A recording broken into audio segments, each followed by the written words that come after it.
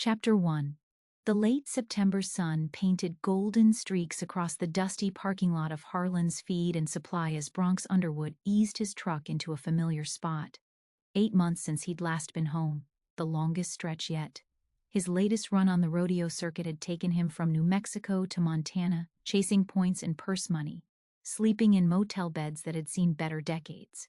His bank account held enough to breathe for a few months, maybe 6 if he was careful. Prize money from the last year sat in his emergency fund, untouched, saved for the disaster that always seemed to be waiting around the corner in rodeo life. But regular income? That was another story. The circuit was drying up for riders his age, and his body was starting to protest louder with each ride. He grabbed his worn Stetson from the passenger seat and settled it on his head, wincing slightly as the movement pulled at his sore ribs. The bull in Amarillo had given him a run for his money, but 8 seconds was 8 seconds, and he'd held on for every one of them. The feed store's door chime hadn't changed in the 15 years since he first walked through it as a kid, tagging along behind his father.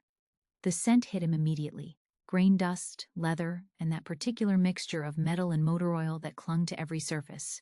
Some things never changed in Cooper Ridge, Texas, and Harlan's was one of them. Well, look what the wind blew back into town. The voice carried across the store, sharp enough to cut glass and familiar enough to make him turn despite himself. Kinsley Blake stood near the supplement shelf, arms crossed, her dark eyes narrowed in that particular way that meant she was already irritated with him. Her hair was pulled back in a messy bun that somehow looked deliberate, and she wore faded jeans and boots that had actually seen work, unlike the shiny ones the buckle bunnies wore at the rodeos. 8 months. And she'd somehow gotten even prettier. Not that he was noticing. "Hey there, kid," he drawled, knowing exactly how much she hated the nickname. He'd been calling her that since she was 12, and following her brother Garrett around like a shadow. Never mind that she was 26 now, and had been running her own horse training operation, therapeutic riding he'd heard, for the past 3 years. Some habits died hard. Her jaw tightened, and he watched her fingers flex against her biceps. "Don't call me that, Bronx. I haven't been a kid for a long time. Could have fooled me." He nodded toward the bag of senior horse feed at her feet. "Need help getting that to your truck?" "I can manage just fine on my own, thanks. Been managing for 8 months, actually." The barb hit its mark, but he kept his expression easy. "Just being neighborly." "Since when?" She hefted the 50-pound bag with practiced ease, balancing it on her shoulder. The movement pulled her flannel shirt tight across her back, and he found himself noticing things he had no business noticing about his best friend's little sister. The door chimed again, and Garrett Blake himself walked in, all 6'2", a protective older brother. His eyes immediately found Bronx, surprise flickering across his face. "Bronx."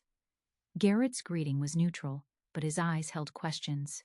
"Didn't know you were coming back. Just rolled in an hour ago." Bronx kept his tone easy, watching as Garrett automatically positioned himself between him and Kinsley. Needed to resupply before figuring out the next move. "Next move," Kinsley muttered under her breath. "Of course there's always a next move." Garrett's hand landed on her shoulder, gentle but firm. "Come on, Kins, let me help you load that feed. I said I can manage." She shrugged off his hand, her irritation now split between both men. "I'm not made of glass, Garrett. Never said you were." But Garrett's eyes stayed on Bronx. "How long you staying this time?" "Not sure yet." "Few weeks at least. Maybe longer." "Maybe longer," Kinsley repeated, sarcasm dripping from every syllable. "How reassuring." "You staying at your folks' place?" Garrett asked, clearly trying to redirect the conversation. "Nah, got a line on Redmond's old trailer on his back 40. He needs help with fence work and some horses. Figured I could trade labor for rent while I sort things out." "Sort things out," Kinsley said. "Is that what we're calling being between rodeos now?" "Kinsley," Garrett warned. "What?" "I'm just curious about the vocabulary. Last time it was taking a break. Before that it was regrouping. I like to keep track of the euphemisms." Bronx felt his jaw tighten. "Good to know you've been keeping track of something about me. Hard not to when your mother asks about you every time I see her." Have you heard from Bronx? Do you know when he's coming home? Gets old, lying to make her feel better. That stung more than he wanted to admit. Nobody asked you to lie. Nobody had to. That's what decent people do when someone's hurting. She adjusted the feed bag on her shoulder, and he noticed the slight tremor in her arms. 50 pounds was 50 pounds, no matter how stubborn she wanted to be about it. Before Garrett could intervene, Bronx stepped forward and steadied the bag with one hand. "Just let me," I said no. She jerked away, but the sudden movement threw her off balance. The bag started to slip, and both men reached for it at the same time. Bronx got there first, catching it before it hit the ground, his hands brushing against hers in the process. The contact lasted maybe 2 seconds, but it was enough to send an unexpected jolt through his system. Her eyes widened slightly, and he knew she'd felt it too. Then her expression shuddered, and she yanked her hands back like she'd been burned. "Thanks," she said stiffly, not meeting his eyes. Garrett cleared his throat, the sound loud in the sudden silence. "Kinsley, why don't you get the truck? I'll bring the feed out." She looked like she wanted to argue, but something in her brother's expression made her think better of it. Fine. She turned on her heel and headed for the door, her boots striking the wooden floor with perhaps more force than necessary. Once she was gone, Garrett hefted the feed bag and fixed Bronx with a look that could have peeled paint. "I'm only going to say this once. Keep things friendly with Kinsley, nothing more. Wasn't planning on anything more."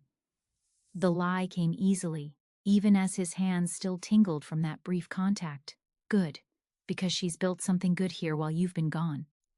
"That therapeutic riding program? She started it from nothing. She's got kids with special needs making breakthroughs, families driving from 3 counties over. She doesn't need you rolling through her life like a tornado every few months, stirring things up and then disappearing again." Message received. Bronx touched the brim of his hat. A dismissal and acknowledgement rolled into one. Garrett studied him for a long moment. "You know, sometimes I wonder if you even know what you're running from anymore." "I'm not running from anything. Just trying to make a living." "Right, because there's no way to make a living here in Cooper Ridge." Garrett's tone was heavy with skepticism. "No opportunities for someone who knows horses, who grew up on one of the biggest ranches in the county. It's complicated. It always is with you." Garrett shifted the feed bag. "Your dad asks about you too, you know. Mentioned he could use help with the new horse breeding program he's thinking about starting." "Garrett, I'm just saying. Maybe it's time to stop complicating things and start simplifying them." Before Bronx could respond, Garrett was out the door, leaving him standing alone in the feed store with nothing but the echo of boot heels and the lingering scent of her perfume, something clean and simple, like soap and sunshine. He grabbed what he'd come for, a salt block and some wound spray, and headed to the register. Old Harlan himself was working the counter, his weathered face creasing into a knowing grin. "That Blake girl's turned into quite something, hasn't she?" Harlan said, making change with arthritic fingers. "Smart as a whip, that one. Heard she's got some big outfit from Houston sniffing around, wanting to hire her for their fancy programs." "That so?" Bronx kept his tone carefully neutral. "Yep. Be a shame if she left, though. That program of hers is the best thing to happen to this town in years. Course, she's got roots here. Not the type to just up and leave for better opportunities." Harlan's eyes twinkled with mischief. "Unlike some folks." Bronx grabbed his purchases and headed for the door without responding. Outside, Garrett's truck was pulling out of the lot. Kinsley in the passenger seat. She glanced his way for just a moment, and their eyes met through the windshield. Something passed between them. Challenge, irritation, and underneath it all, a spark that had no business being there. Then she looked away, and the truck disappeared down Main Street, leaving him standing in the afternoon sun with the uncomfortable realization that 8 months away hadn't been nearly long enough to forget how Kinsley Blake had always been able to get under his skin. Or maybe the problem was that he'd never really tried to forget at all. Chapter 2. The Cooper Ridge County Fair Committee had commandeered the community center for the vendor sign-ups, turning the basketball court into a maze of folding tables and clipboard-wielding volunteers. Bronx arrived at 7:30 in the morning, figuring he'd beat the rush and claim the prime corner spot for his buddy Mason's leather goods booth. Mason had broken his leg in a motorcycle accident and asked Bronx to handle the fair setup as a favor. Easy enough, he'd thought. He should have known nothing was easy when Kinsley Blake was involved. She was already there, of course, standing at table 3 with her arms crossed and that stubborn set to her jaw that meant someone was about to have a bad morning. The volunteer behind the table, Dottie Hutchins, who'd been running fair registration since before Bronx was born, looked like she'd rather be anywhere else. "I submitted my paperwork 3 weeks ago," Kinsley was saying, her voice carrying that dangerous edge of forced patience. "The corner spot has always been reserved for the therapeutic writing program." "I understand, dear, but—" "Morning, Dottie." Bronx stepped up to the table, flashing his most charming smile. "Beautiful day for fair planning, isn't it?" Dottie's face lit up like Christmas morning. "Bronx Underwood. Heard you were back in town. How's your mama doing?" "She's good, thanks for asking, keeping Dad in line." He leaned against the table, careful to position himself where he could see both women. Kinsley's eyes had narrowed to slits. "I'm actually here to register Mason's booth. He's laid up with a broken leg." "Oh, that poor boy." Dottie shuffled through her papers. "Well, you're in luck. We have one premium corner spot left." "That's already taken," Kinsley interrupted. "By me. By the therapeutic writing program I've run for the past 3 years. Dottie's smile faltered. "Well, you see, there was a mix-up with the dates, and your paperwork was technically late by 1 day. Because the website had the wrong deadline posted." Bronx couldn't help himself. "Maybe you should have double-checked, kid. Details matter." She turned on him, and the temperature in the room seemed to drop 10 degrees. "Don't you dare lecture me about responsibility when you blow into town once every few months like some kind of—" Now, Dottie interrupted, her voice taking on the tone of a kindergarten teacher breaking up a playground spat. "I'm sure we can work something out. Bronx, honey, you said Mason usually sets up where?" "Corner spot by the main entrance. Best foot traffic for leather goods." He kept his expression innocent, but he could feel Kinsley's glare boring into the side of his head. "He's been there for 5 years running." "My program has been in that exact spot for 3 years," Kinsley said through gritted teeth. "The kids expect it. The families know where to find us." "Well then, seems like we have ourselves a problem." He turned to face her fully, noting the way the morning light caught the gold flecks in her brown eyes. Not that he was noticing. "Unless you want to share?" "Share?" She said it like he'd suggested she eat glass. "Sure.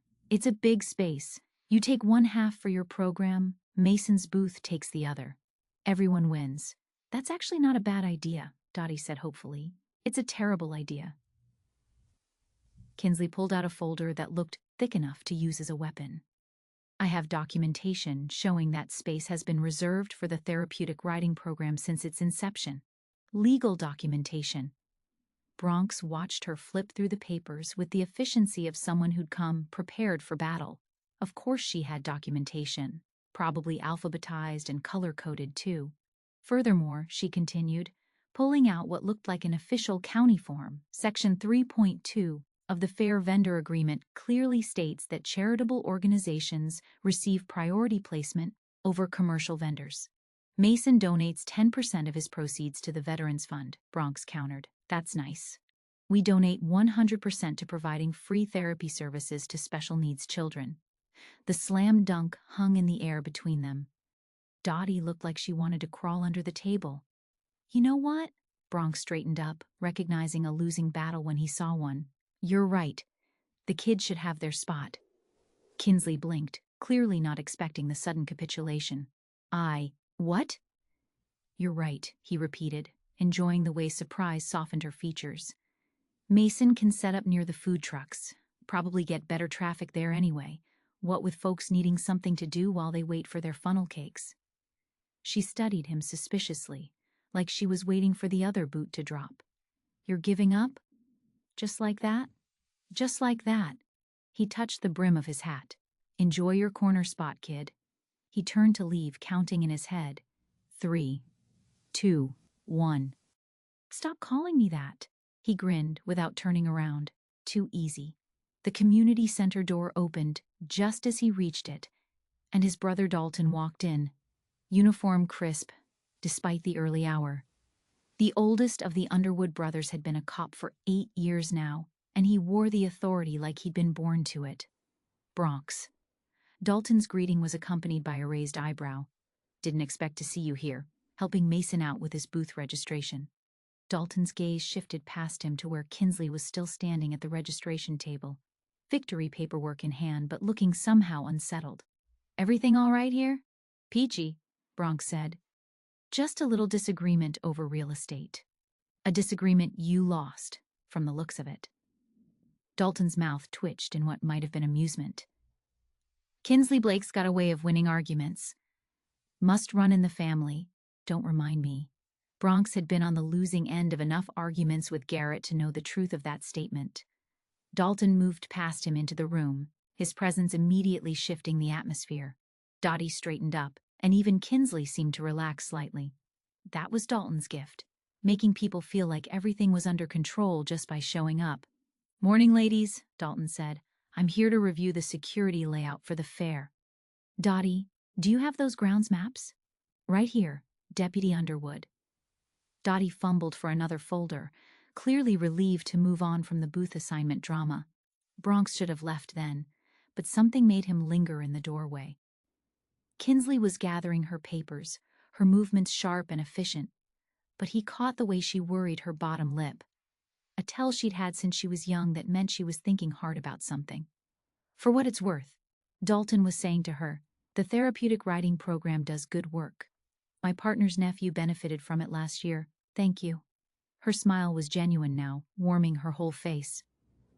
We're actually expanding this year, adding a session for veterans with PTSD. That's good to hear. Dalton glanced at Bronx and something passed between the brothers, a whole conversation in a look. Seems like the kind of program that deserves support, maybe even volunteers. Kinsley's laugh was sharp.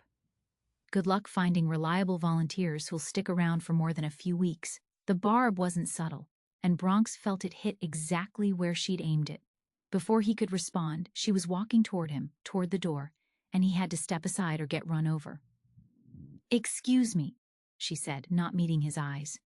She brushed past him, close enough that he caught that soap and sunshine scent again, close enough that the folder in her arms bumped his chest.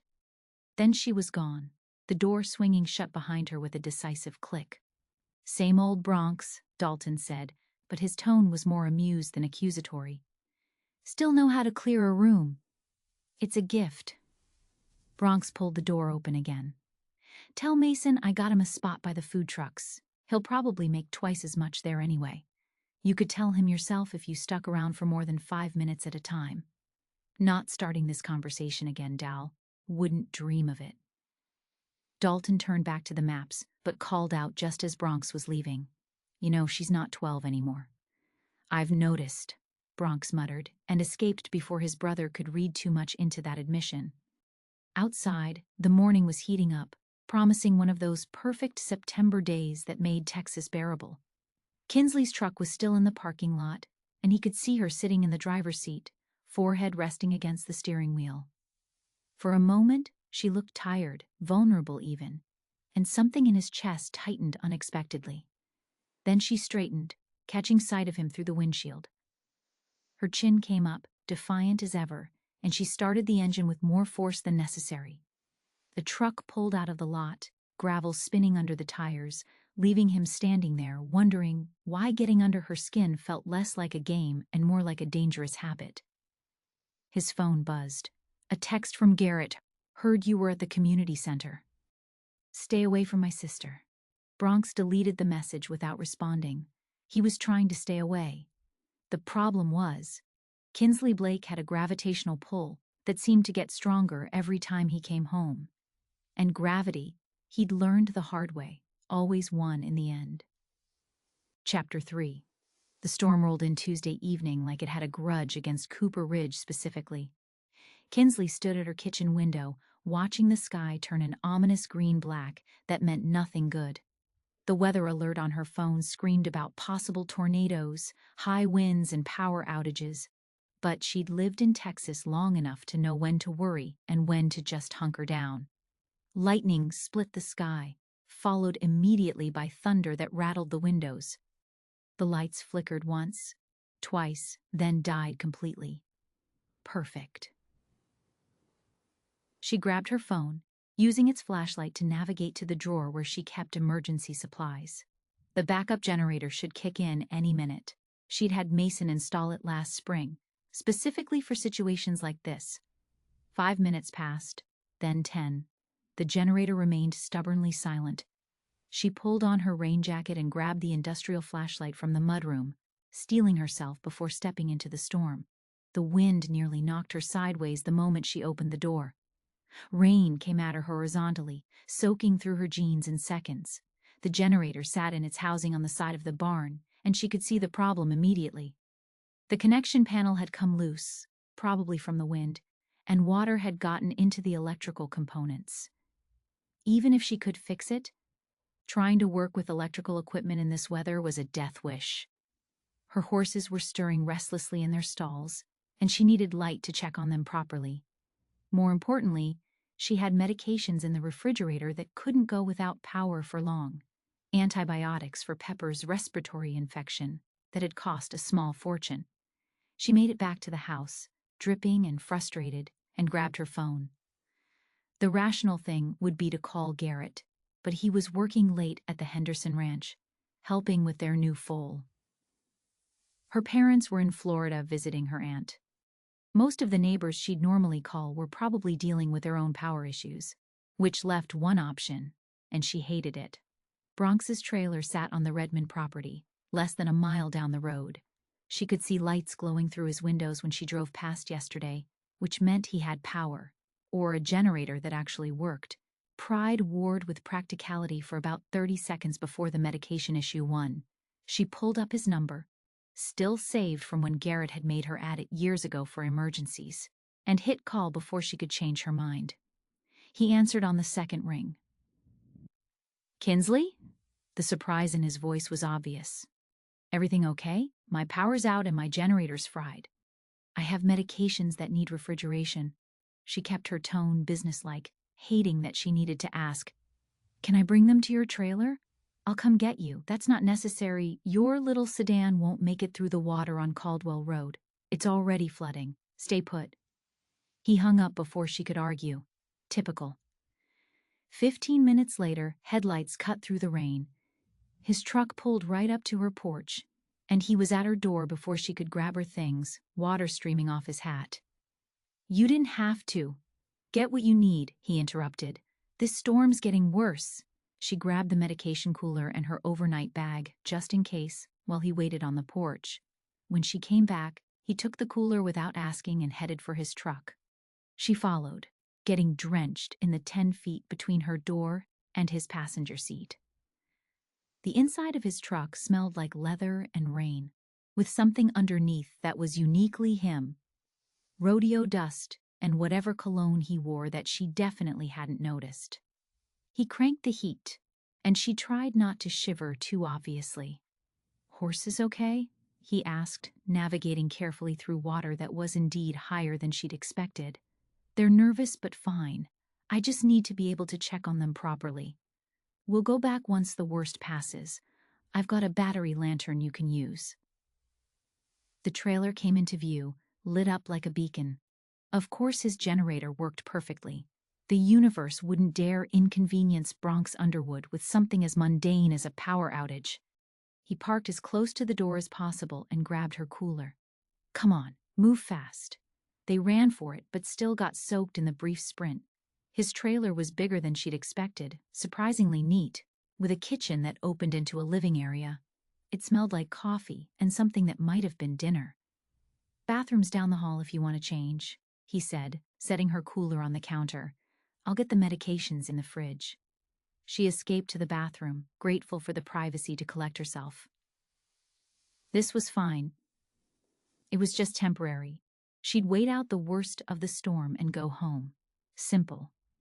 When she emerged in dry clothes, he'd changed, too. Worn jeans and a flannel shirt that looked soft with age. He was making coffee, moving around his kitchen with easy efficiency. "Power's out in half the county," he said, handing her a mug. Radio says it could be hours before crews can get out. Great. She wrapped her hands around the warm ceramic, trying not to think about how domestic this felt. You can have the couch, he said. I'll take the chair. I'm not staying the night. He raised an eyebrow. You planning to swim home? As if to emphasize his point, thunder crashed overhead, and rain hammered against the windows with renewed fury. The lights flickered but held. This is ridiculous, she muttered. What's ridiculous is you acting like I'm going to attack you or something. His voice had an edge now.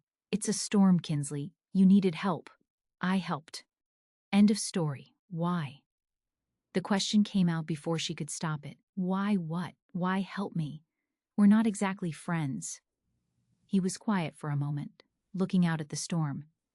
You're Garrett's sister. That makes you family adjacent. Family adjacent. She tested the phrase, not sure if she was insulted or not. Plus, he added with a ghost of his usual smirk, couldn't have your therapeutic riding horses going without their medications. Think of the children. She threw a dish towel at him, which he caught easily. You're impossible, so I've been told. They settled into an unexpectedly comfortable silence, him in the recliner with a rodeo magazine, her on the couch with her phone, trying to answer emails despite the spotty cell service.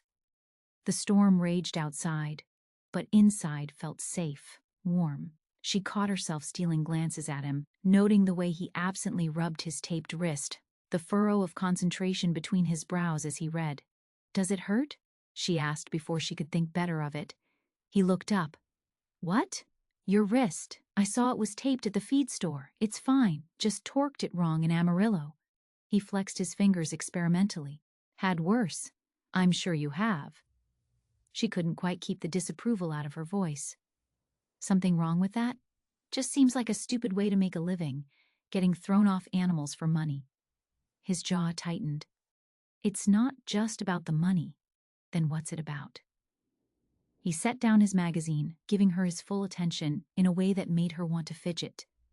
You really want to know? She nodded, surprised to find she actually did. It's about 8 seconds of absolute truth, he said quietly.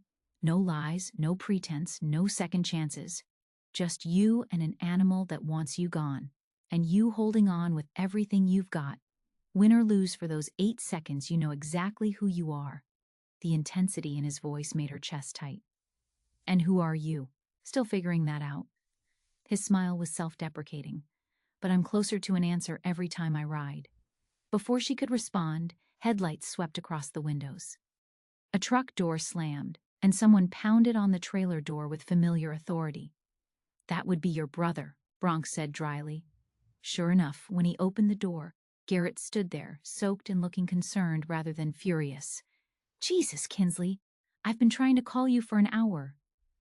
He pushed past Bronx without invitation, water dripping everywhere. When I heard about the power outages, I left Henderson's early. Went by your place first. Scared me to death when you weren't there. My phone's been cutting in and out, she said, feeling guilty. I'm sorry. My generator died and she needed somewhere for her medications, Bronx said calmly. Unless you'd rather she let them spoil? No, of course not. Garrett ran a hand through his wet hair. Thanks for helping her out. The roads are getting bad out there. Tell me about it. Caldwell's already underwater. Yeah, I had to take the long way around through Murphy's pasture. Garrett looked between them, seeming to realize for the first time that they both looked comfortable, settled in for the evening. You planning to wait out the storm here? Unless you've got a boat, Kinsley said. My generator's out too, actually.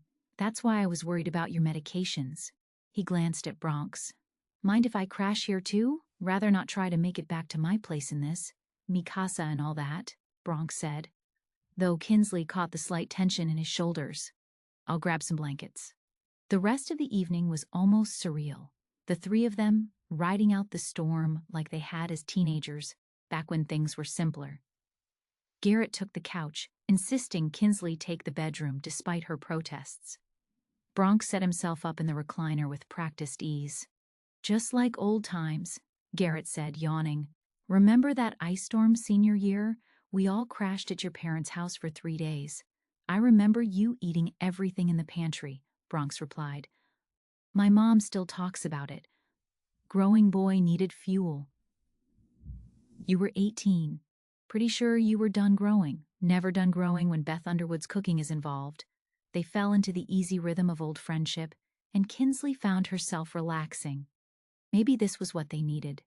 A reminder that beneath all the complications and expectations, they had history worth preserving.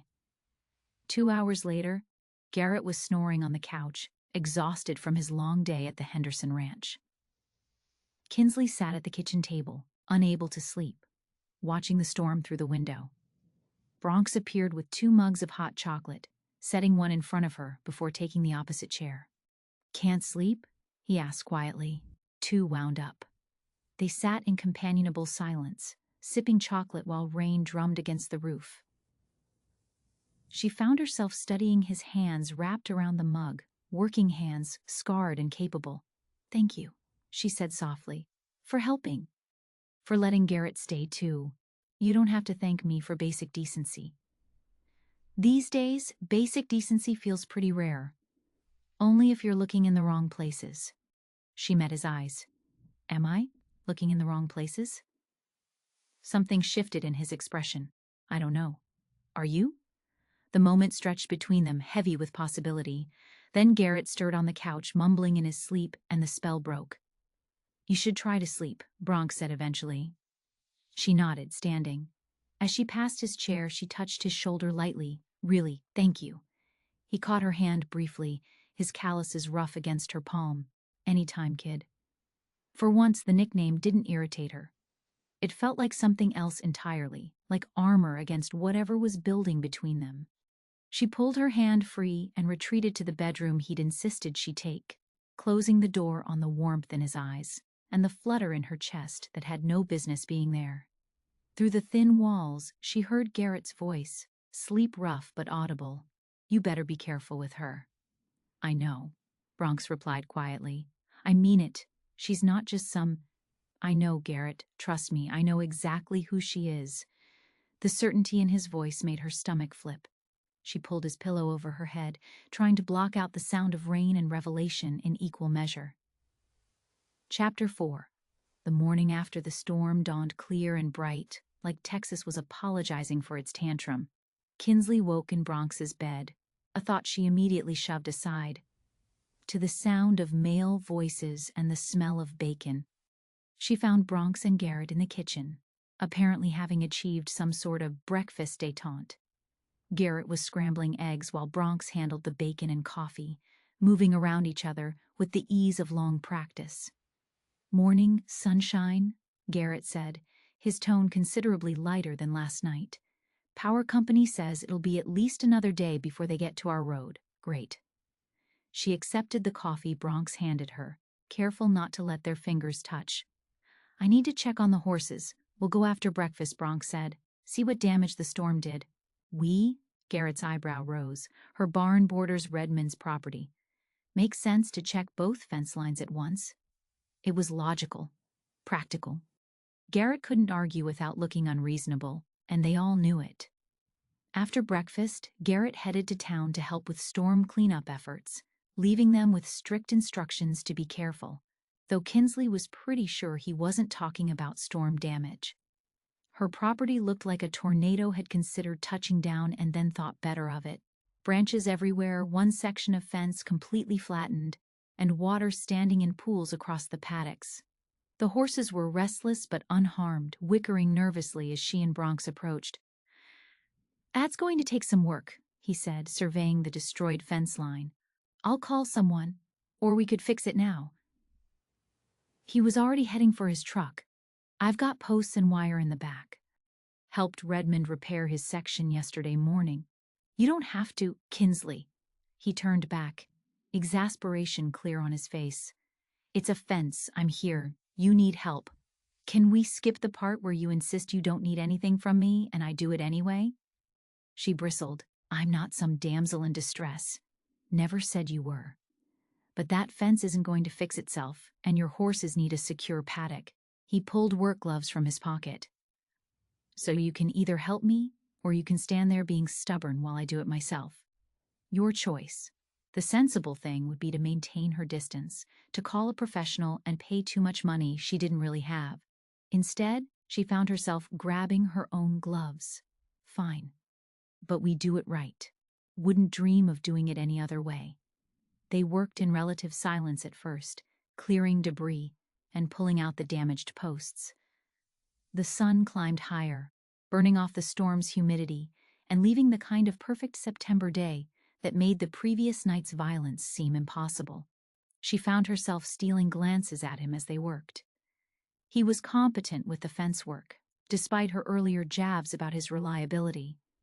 His movements were economical, practiced, like someone who'd done more manual labor than she'd given him credit for. "Pass me that wire stretcher," he said, nodding toward his toolbox. She handed it over, their fingers brushing briefly. This time, neither of them jerked away. "You're good at this," she admitted grudgingly. Try not to sound so shocked. But his tone was amused rather than offended. "I grew up here, remember? Been fixing fences since I was tall enough to hold a post steady." "I remember." The words came out softer than intended.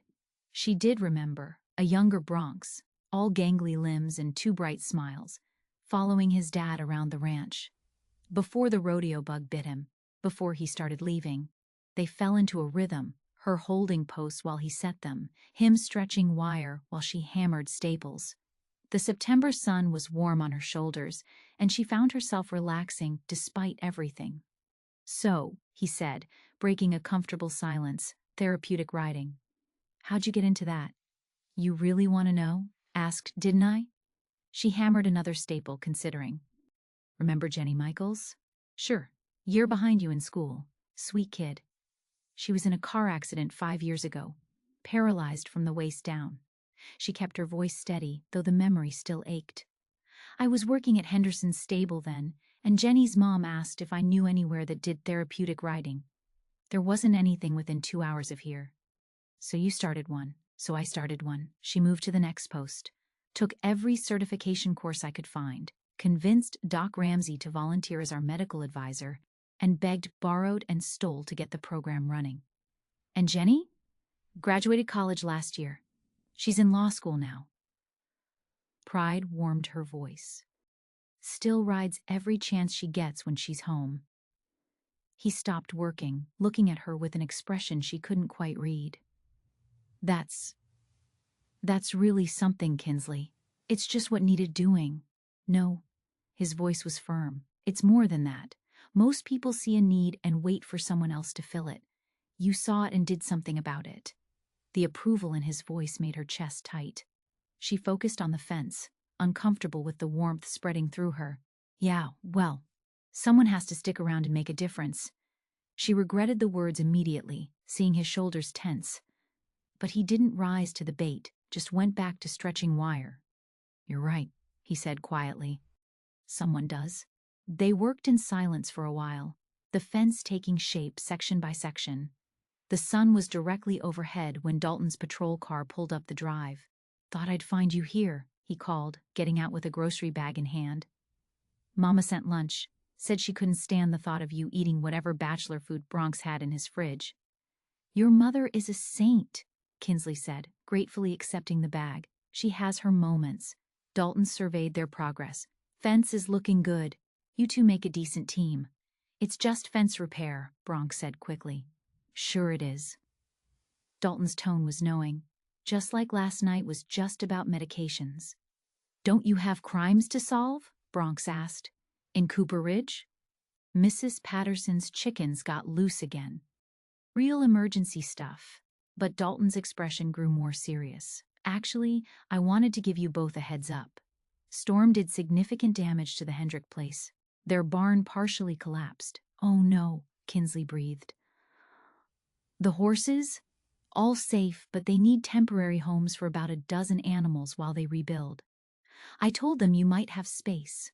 I've got 4 empty stalls," she said immediately. 5 if I rearrange. I can take a couple at Redmond's," Bronx offered. "He's got that old barn he never uses." Dalton nodded. "I'll let them know. They'll probably be by this afternoon." After he left, they ate lunch in the shade of an oak tree, the fence nearly complete. His mother had packed fried chicken, potato salad, and peach cobbler that tasted like summer. "Your mom always did feed an army," she said, working on her second piece of chicken. 5 boys. She had to. He stretched out his legs, looking more relaxed than she'd seen him since he'd returned, though Abel ate enough for 3 people on his own during high school. How is Abel? Still in Dallas? Finishing his residency, cardiac surgery. Pride colored his voice. Kid's going to be chief of something someday, mark my words. Kid? He's only 2 years younger than you. Still makes him the baby. Well, him and Zane, but Zane acts like he's 40, so it doesn't count. She laughed, and his eyes crinkled at the corners. What? Nothing, just nice to hear you laugh like that. The moment stretched between them, heavy with possibility. She could lean forward just a little and, "We should finish the fence," she said abruptly, standing. "Right, the fence." But he was smiling slightly as he got to his feet. They completed the work as the afternoon wore on, the fence strong and straight.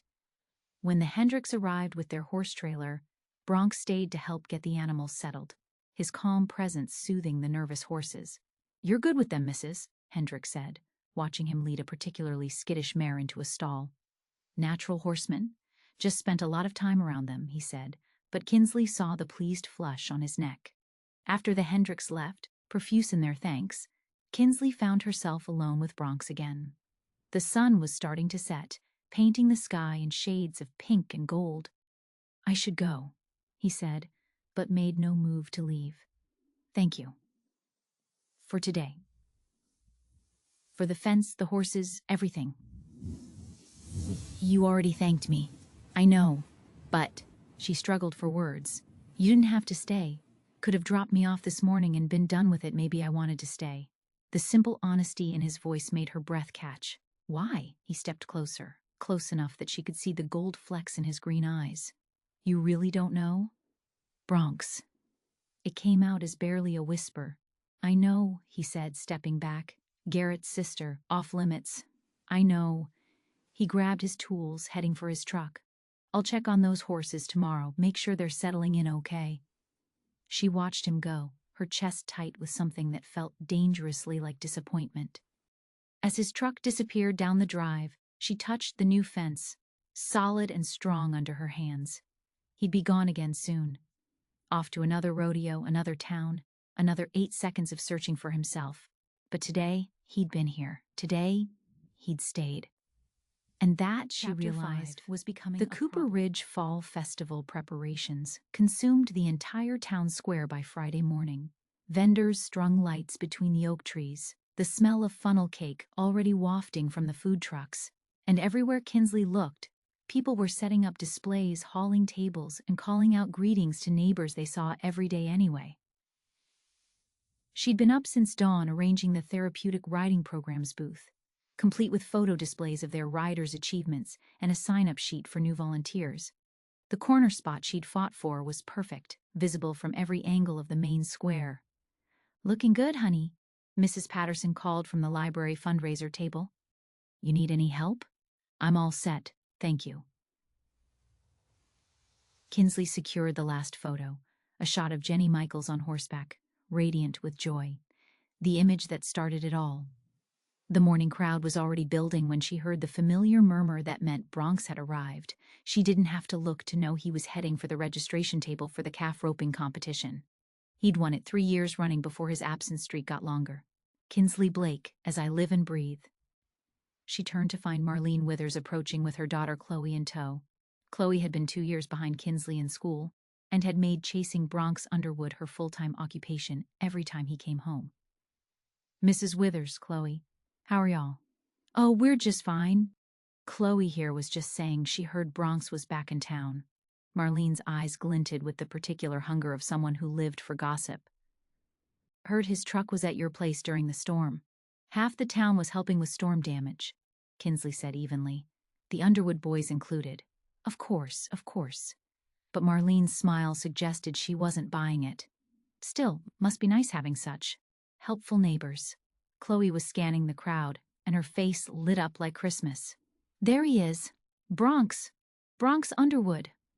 Kinsley watched Chloe practically sprint across the square, her perfectly curled hair bouncing with each step. Bronx turned at his name, and Chloe immediately attached herself to his arm, laughing at something he said. They make a cute couple, don't they? Marlene mused. Chloe's been sweet on him since high school. Adorable, Kinsley said flatly, turning back to her display. But she couldn't help watching from the corner of her eye as Chloe guided Bronx toward the various booths, her hand still on his arm. He seemed comfortable enough with the attention, that easy smile in place as he greeted people he'd known his whole life. $10 says he runs within the hour. She spun to find Garrett behind her, holding 2 cups of coffee. He handed her one with a knowing look. I don't know what you're talking about. Sure you don't. He nodded toward where Chloe was now introducing Bronx to her book club friends. Chloe's nice enough, but she comes on like a freight train. Remember homecoming senior year? Despite herself, Kinsley smiled. Chloe had asked Bronx to the dance with a flash mob in the cafeteria. He'd said yes out of pure shock, then spent the entire dance hiding in the parking lot with Garrett. That was mean of y'all. That was survival. Garrett's expression grew more serious. Speaking of survival, you okay? After the storm and everything? I'm fine. Fences fixed, horses are settled. That's not what I meant. She met his eyes steadily. I know what you meant, and I'm fine. Before he could push further, the loudspeaker crackled to life. Mayor Henderson's voice boomed across the square. Folks, let's gather round for the opening ceremonies. The crowd shifted toward the main stage, where the mayor stood with various town dignitaries. Kinsley started to move that direction, but Garrett caught her arm. Kins, I need to say something. Garrett, just listen. I know I've been protective, maybe overprotective. But Bronx is my best friend, and you're my sister. And if things went south... Nothing's going to go anywhere, she interrupted. North, south, or otherwise. He's leaving after the rodeo circuit ends, same as always. Is he? Garrett's tone was odd. Because from where I'm standing, he's been finding a lot of reasons to stick around. The calf roping competition was scheduled for afternoon, prime festival time. The makeshift arena had been set up in the field adjacent to the square, bleachers already filling with spectators. Kinsley told herself she was only watching because several of her program's families were competing in various events. Bronx was in the 3rd heat, and when he rode into the arena on a borrowed horse, Redmond's steady quarter horse, Rex, the crowd's energy shifted. Cooper Ridge loved their homegrown champions, even the ones who kept leaving. Ladies and gentlemen, the announcer called, returning to defend his title, Bronx Underwood. The gate opened, the calf shot out, and Bronx was in motion. It was like watching a dance he'd performed 1,000 times. The throw of the rope, the dismount, the quick wrap of the calf's legs. His time was 7.2 seconds, a full second better than the closest competitor. The crowd erupted. Kinsley found herself clapping despite her best intentions, caught up in the town's joy. When Bronx removed his hat to acknowledge the applause, his eyes found hers across the arena. He winked, and she immediately looked away, her cheeks warming. Show off, she muttered. You say something? Mrs. Patterson had materialized beside her, eyes twinkling with mischief. Just commenting on the technique. That boy does have excellent technique. The elderly librarian's tone was far too innocent. His daddy was the same way. Natural talent combined with dedication makes for a powerful combination. Before Kinsley could respond, Chloe's voice carried across the crowd. Bronx, that was amazing. She watched Chloe throw her arms around his neck, kissing his cheek enthusiastically. Something twisted in Kinsley's stomach that she absolutely refused to identify as jealousy. I need to get back to my booth, she said abruptly. But Mrs. Patterson caught her arm. You know, dear, the thing about champions is they always come back to defend their title. Question is, what title matters most? Kinsley extracted herself politely and retreated to her booth, where a blessed stream of interested families kept her busy for the next hour. She signed up 3 new volunteers and scheduled 2 evaluation appointments. determinedly not looking toward the arena, where Bronx was presumably still accepting congratulations. "Miss Blake?" She looked up to find a man she didn't recognize, mid-40s, with kind eyes and a nervous smile. "Yes? I'm Tom Reeves. I just moved to town with my daughter, Emma. She's 8, and she has autism. I heard about your program." Kinsley immediately shifted into professional mode, explaining the program, showing him photos of their riders, discussing how therapeutic riding could help with sensory processing and social skills. Tom's relief was palpable as he described Emma's challenges and previous therapies. "We can do an evaluation next week," she was saying, when she felt someone behind her. "The Tuesday session would be perfect for Emma," Bronx said, making her jump. "That's the group with the other younger kids, right?" Tom's face lit up. "You're involved with the program?" "I'm going to start volunteering," Bronx said smoothly. "When I'm in town." Kinsley's eyebrows shot up. Since when had he decided this? "That's wonderful," Tom was saying. "Emma sometimes does better with men instructors. She had a male occupational therapist in Houston who was fantastic." "Well, I'm no therapist," Bronx said, "but I know my way around horses and kids. My brother Brett has a daughter about Emma's age." "This is perfect," Tom said enthusiastically. "When you say volunteering, do you mean regularly? Starting Tuesday, if Miss Blake will have me?" Bronx said, his eyes meeting Kinsley's with a challenge. She wanted to argue, to point out he'd be gone soon, but Tom looked so hopeful. We can always use more volunteers," she managed. Tom scheduled the evaluation, thanking them both profusely before heading off to explore more of the festival. Once he was gone, Kinsley rounded on Bronx. "Volunteering? You can't just decide that without talking to me. Why not? You need help, I know horses. Seems straightforward. You'll be gone by Tuesday." "Will I?" He leaned against her table, close enough that she could smell hay and sunshine on him. "Maybe I'm tired of leaving. Don't." The word came out sharper than intended. "Don't make promises to a vulnerable family if you're just going to disappear." His expression hardened. "You think I'd do that? Make a promise to a kid and break it? I think you have a pattern, and I think you're so focused on that pattern you can't see when someone's trying to change it." They stared at each other, the festival noise fading to a distant hum. Kinsley's heart was racing, though she couldn't say if it was from anger or something else entirely. "There you are!" Chloe's voice shattered the moment. "Bronx, Daddy wants to buy you a drink to celebrate." "Hi, Kinsley." "Chloe." Kinsley's smile felt like plastic. "Congratulations on the win, Bronx." "Thanks." His eyes were still on hers, intense and unreadable. "I'll see you Tuesday for Emma's evaluation. If you're still here, I'll be here." Chloe tugged him away, chattering about the barn dance that evening, but he looked back once. The promise in his eyes made Kinsley's chest tight with hope she couldn't afford to feel. That evening, she sat on her porch going over her schedule for the week. Her phone buzzed with a text. "Bronx, I meant it. About volunteering. About being tired of leaving." She stared at the message for a long moment before typing back, "Prove it." His response was immediate, "Starting Tuesday." Despite everything, despite her better judgment, she smiled. Maybe, just maybe, people could change their patterns, even cowboys who'd made leaving an art form.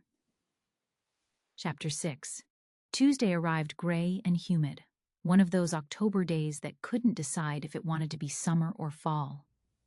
Kinsley had been up since 5, preparing the arena for Emma Reeves's evaluation and trying not to think about whether Bronx would actually show up. She was adjusting the mounting block when she heard his truck, 15 minutes early. He emerged wearing worn jeans and a Cooper Ridge therapeutic riding t-shirt that she definitely hadn't given him. "Where did you get that?" "Mrs. Patterson. She's selling them at the library as a fundraiser." He spread his arms. "How do I look?" "Like you belong here," she thought but didn't say. "Like someone who better not disappoint that little girl." "I won't." The simple certainty in his voice caught her off guard. Tom Reeves arrived right on time, his daughter Emma clinging to his hand. She was small for 8, with huge brown eyes that took in everything but made no direct contact. She was humming softly, a repetitive tune that seemed to comfort her. "Emma, Tom said gently. These are the people I told you about. They have horses. Emma's humming intensified, but she stepped slightly forward. Kinsley knew better than to overwhelm her with attention. Hi, Emma, she said softly, crouching down but keeping distance. Would you like to meet my friend Buttercup? She's very gentle. Emma didn't respond verbally, but her humming shifted pitch. Interest, maybe. Bronx surprised Kinsley by sitting right down on the arena dirt, making himself less imposing. I like your song, he said to Emma, not expecting a response. Buttercup likes music too. Sometimes she dances. Emma's eyes flicked to him briefly, then away, but she took a tiny step closer. Over the next hour, Kinsley watched Bronx work with Emma with a patience she wouldn't have expected. He never pushed, never invaded her space, just kept up a gentle commentary about the horses while Emma gradually grew braver. When she finally touched Buttercup's nose, her father got tears in his eyes. She hasn't initiated contact with an animal in 2 years, Tom whispered. By the session's end, Emma was sitting on Buttercup, while Bronx led them in slow circles, her humming harmonizing with his quiet singing of an old cowboy song. Kinsley's throat was tight with emotion she couldn't quite name. After the Reeveses left, with Emma actually waving goodbye, Kinsley found herself alone with Bronx in the barn. That was. She started, then stopped. You were really good with her. My cousin has autism, he said, coiling a lead rope. Learned early that different doesn't mean less than. I didn't know that. There's a lot you don't know about me, Kinsley. Before she could respond, more cars were pulling up. The regular Tuesday session. Soon the arena was full of riders and volunteers, and Bronx integrated seamlessly into the controlled chaos. He helped the young boy who was afraid of mounting, guided the teenager with cerebral palsy through her exercises, and somehow made every kid feel like they were the only one in the arena. He's a natural, Sandra, one of her regular volunteers commented. Where have you been hiding him? I haven't been hiding him anywhere, Kinsley protested. Could have fooled me, the way he looks at you when you're not watching. Sandra fanned herself dramatically. If I was 30 years younger. Sandra, what? I'm old, not blind.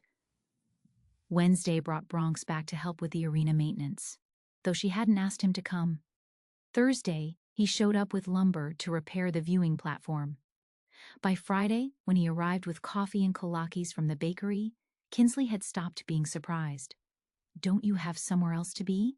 She asked, accepting the coffee gratefully. Nope. What about the rodeo in Dallas this weekend? Passed on it. She nearly dropped her colache. You passed on Dallas? That's a ranked event. I know. He was checking the schedule board like it was the most normal thing in the world. Emma has her first full session tomorrow. Told her I'd be here. Bronx. What? He turned to face her. Is it so hard to believe I might want to be here? Yes.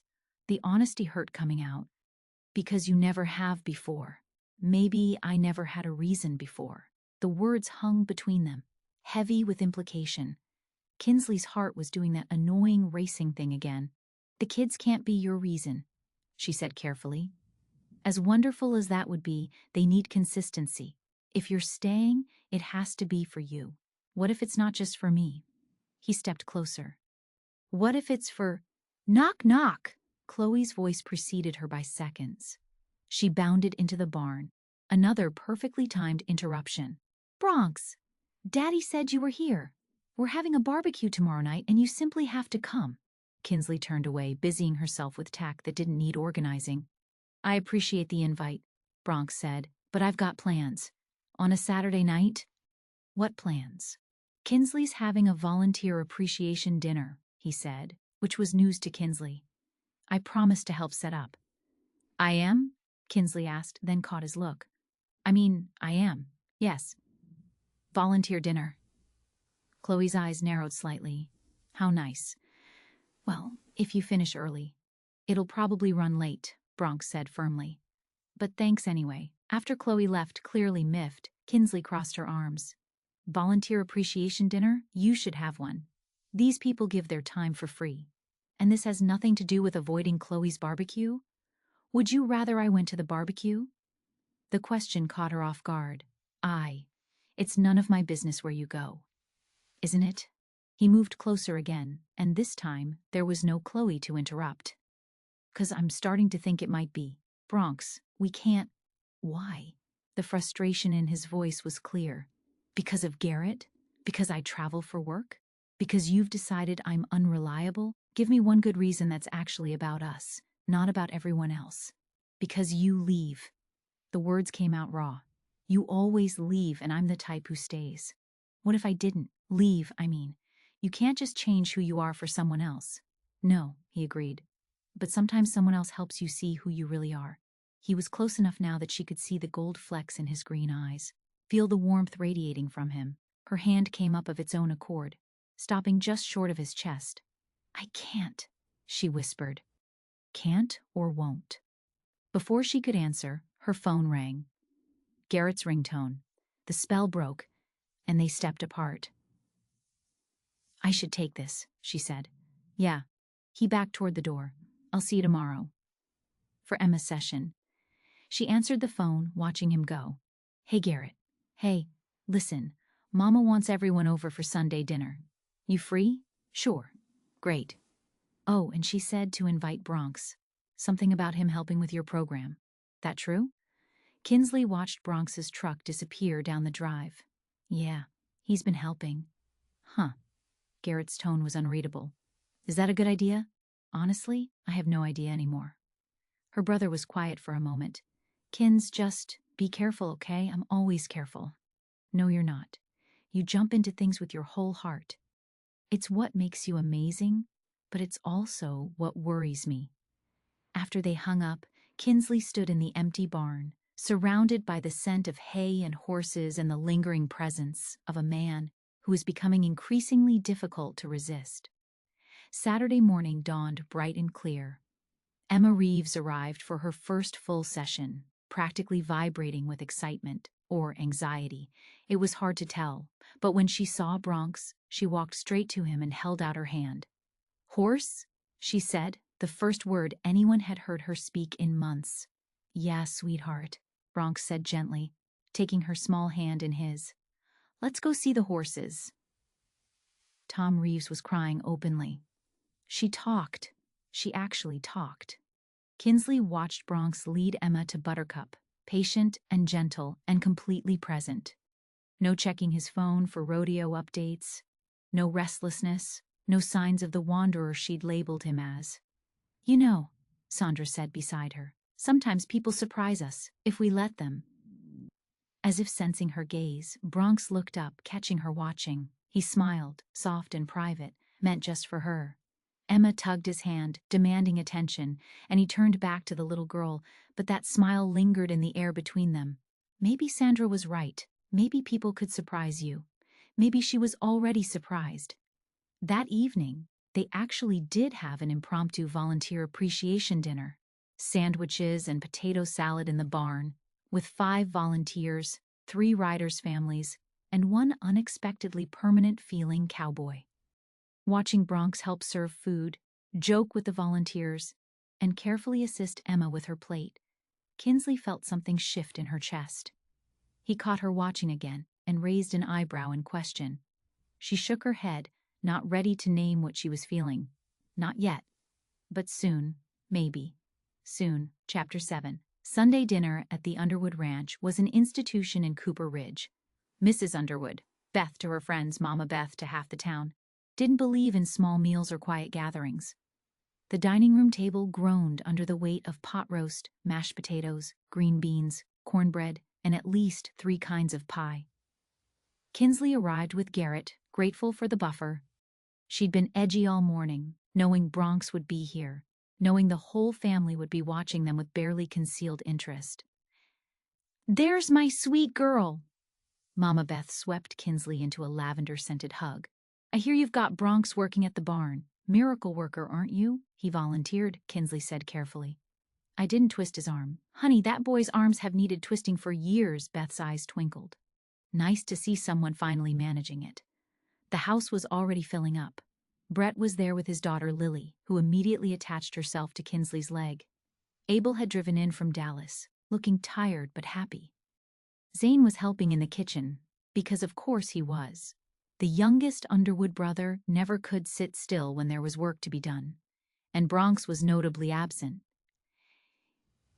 "He's checking on the Hendricks horses," Dalton said, appearing at her elbow with a beer. "Said he'd be here soon. I wasn't looking for him." "Sure you weren't." Dalton's grin was knowing. "Just like you haven't been checking the driveway every 30 seconds. Before she could protest, she heard his truck. Her stupid heart did a little skip that she ruthlessly ignored. He came in through the back door, boots cleaned but dust still clinging to his jeans. His eyes found hers immediately across the crowded kitchen, and something passed between them, awareness, anticipation, a question neither was ready to answer. "About time," Garrett said, but his tone was more resigned than irritated. "Mama's about to start serving." Dinner was controlled chaos, the way Underwood dinners always were. Multiple conversations, good-natured arguing, Lily sneaking green beans to the dog when she thought no one was looking. Kinsley had been to dozens of these dinners over the years, but tonight felt different. Tonight, she was hyper-aware of Bronx across the table, the way he helped Lily cut her meat, the easy way he deflected his brother's teasing about settling down. "So Bronx," Abel said with studied casualness, "heard you passed on Dallas." The table quieted slightly. Everyone knew Bronx never passed on ranked events. "Had commitments here," Bronx said simply. "Commitments." Zane drew out the word, eyes dancing with mischief. "That's what we're calling it?" "That's what I'm calling it." Bronx's tone was mild, but there was steel underneath. "Good for you," Brett said unexpectedly. "About time you remembered there's more to life than 8 seconds on a bull," says the man who runs into burning buildings for fun, Bronx shot back. "I don't do it for fun. I do it for the excellent life insurance benefits." That broke the tension, everyone laughing. But Kinsley noticed Mama Beth watching Bronx with a mother's keen assessment, and she wasn't the only one. The entire family seemed to be holding their breath, waiting to see if this change would stick. After dinner, while the women cleaned up Mama Beth's rules, much to Kinsley's private frustration, she found herself at the sink next to Beth. "You know," Beth said quietly, "I haven't seen him this settled in years. He's only been back a few weeks. Honey, I've been watching that boy since he was born. I know when he's got one foot out the door and when he's planting roots." She handed Kinsley a dish to dry. "Question is, do you know?" Before Kinsley could answer, Lily ran in. "Aunt Kinsley, Uncle Bronx says you'll come see the new kittens." "Kittens?" "In the barn. The cat had babies and they're so tiny and their eyes aren't even open yet." She let Lily drag her outside, where dusk was painting the sky purple and gold. The barn was warm and smelled of hay and horses, achingly familiar. Bronx was crouched in an empty stall, his big hands impossibly gentle as he showed Lily how to pet the mama cat. "See? Soft and slow," he was saying. "Let her know you're not a threat." "Like with Emma's horse," Lily said solemnly. Kinsley's chest tightened. Apparently Bronx had been telling his family about the therapeutic riding program. "Exactly like that." He looked up, catching sight of Kinsley. "Want to see?" She joined them in the stall, kneeling carefully. The mama cat had 5 kittens, tiny and blind and perfect. Lily was enchanted, chattering about names and colors and whether her dad would let her keep one. "I better go ask him right now." She bolted from the stall, leaving Kinsley and Bronx alone in the gathering dark. "She's sweet," Kinsley said, to fill the sudden silence. "Yeah. Brett's done a good job with her." "Not easy, being a single dad." "What happened to her mom?" "Left when Lily was 2. Decided motherhood wasn't for her." His voice was carefully neutral. "Brett doesn't talk about it much." They sat quietly, watching the kittens nurse. The barn was peaceful, just the sound of horses shifting in their stalls and the mama cat's purring. "I've been thinking," Bronx said suddenly. "Dangerous habit. I'm serious." He turned to face her fully. "About what you said. About staying having to be for me, not for someone else. Bronx, you were right, but also wrong." He shifted closer. "It has to be for me, but that doesn't mean someone else can't be the reason I finally see what I've been missing." Her breath caught. "What have you been missing?" "This." His gesture encompassed the barn, the ranch, the evening beyond. Home, stability, A reason to wake up in the same place every morning. The rodeo will always be there. But Emma won't be 8 forever. Lily won't always think I'm worth hero worship. And you. He stopped, jaw working. Me what? You won't wait forever for someone to see what's right in front of them. He was close enough now that she could feel his warmth, smell that cologne mixed with hay and horses. His hand came up, fingers barely grazing her cheek. Bronx, she whispered. Tell me to stop, he said roughly. Tell me this is a bad idea. It is a bad idea. But I can't seem to care anymore. He leaned in, and she met him halfway, and finally, headlights swept across the barn entrance. They jerked apart like teenagers caught necking. A truck door slammed, and Garrett's voice called out, Kinsley, you out here? In the barn, she called back, her voice only slightly unsteady. Garrett appeared in the stall doorway, taking in the scene with narrowed eyes. Kinsley was acutely aware of how it must look. Her and Bronx alone in the semi-dark, both flushed and breathing a little too hard. Lily said something about kittens, Garrett said, his tone deceptively mild. Right here. Bronx's voice was steady, but Kinsley saw the tension in his shoulders. Barn Cat finally had her litter. Garrett studied them for a long moment. Mama's putting out dessert. We'll be right in, Kinsley said. We'll all go in together, Garrett countered, stepping aside to let them exit first. The walk back to the house was silent and awkward. Kinsley could feel the questions Garrett wasn't asking, the warnings he wasn't giving, yet. Dessert was interminable. Kinsley barely tasted Mama Beth's famous pecan pie, too aware of Bronx across the table, of what had almost happened in the barn. When she finally escaped to the porch for air, she wasn't surprised when Garrett followed. We need to talk, he said. No, we don't. Kins, I'm 26 years old, Garrett. I don't need your permission or your protection. I know that. He rubbed his face, looking tired. But I also know how this ends. He leaves, you get hurt, and I'm caught in the middle between my best friend and my sister. What if it doesn't end that way? When has it ever not ended that way? Name one time Bronx has stayed for anything. She wanted to argue, to point out the past weeks, the commitment to Emma, the missed rodeos. But Garrett had years of history on his side, and they both knew it. Just be careful, he said finally. Please.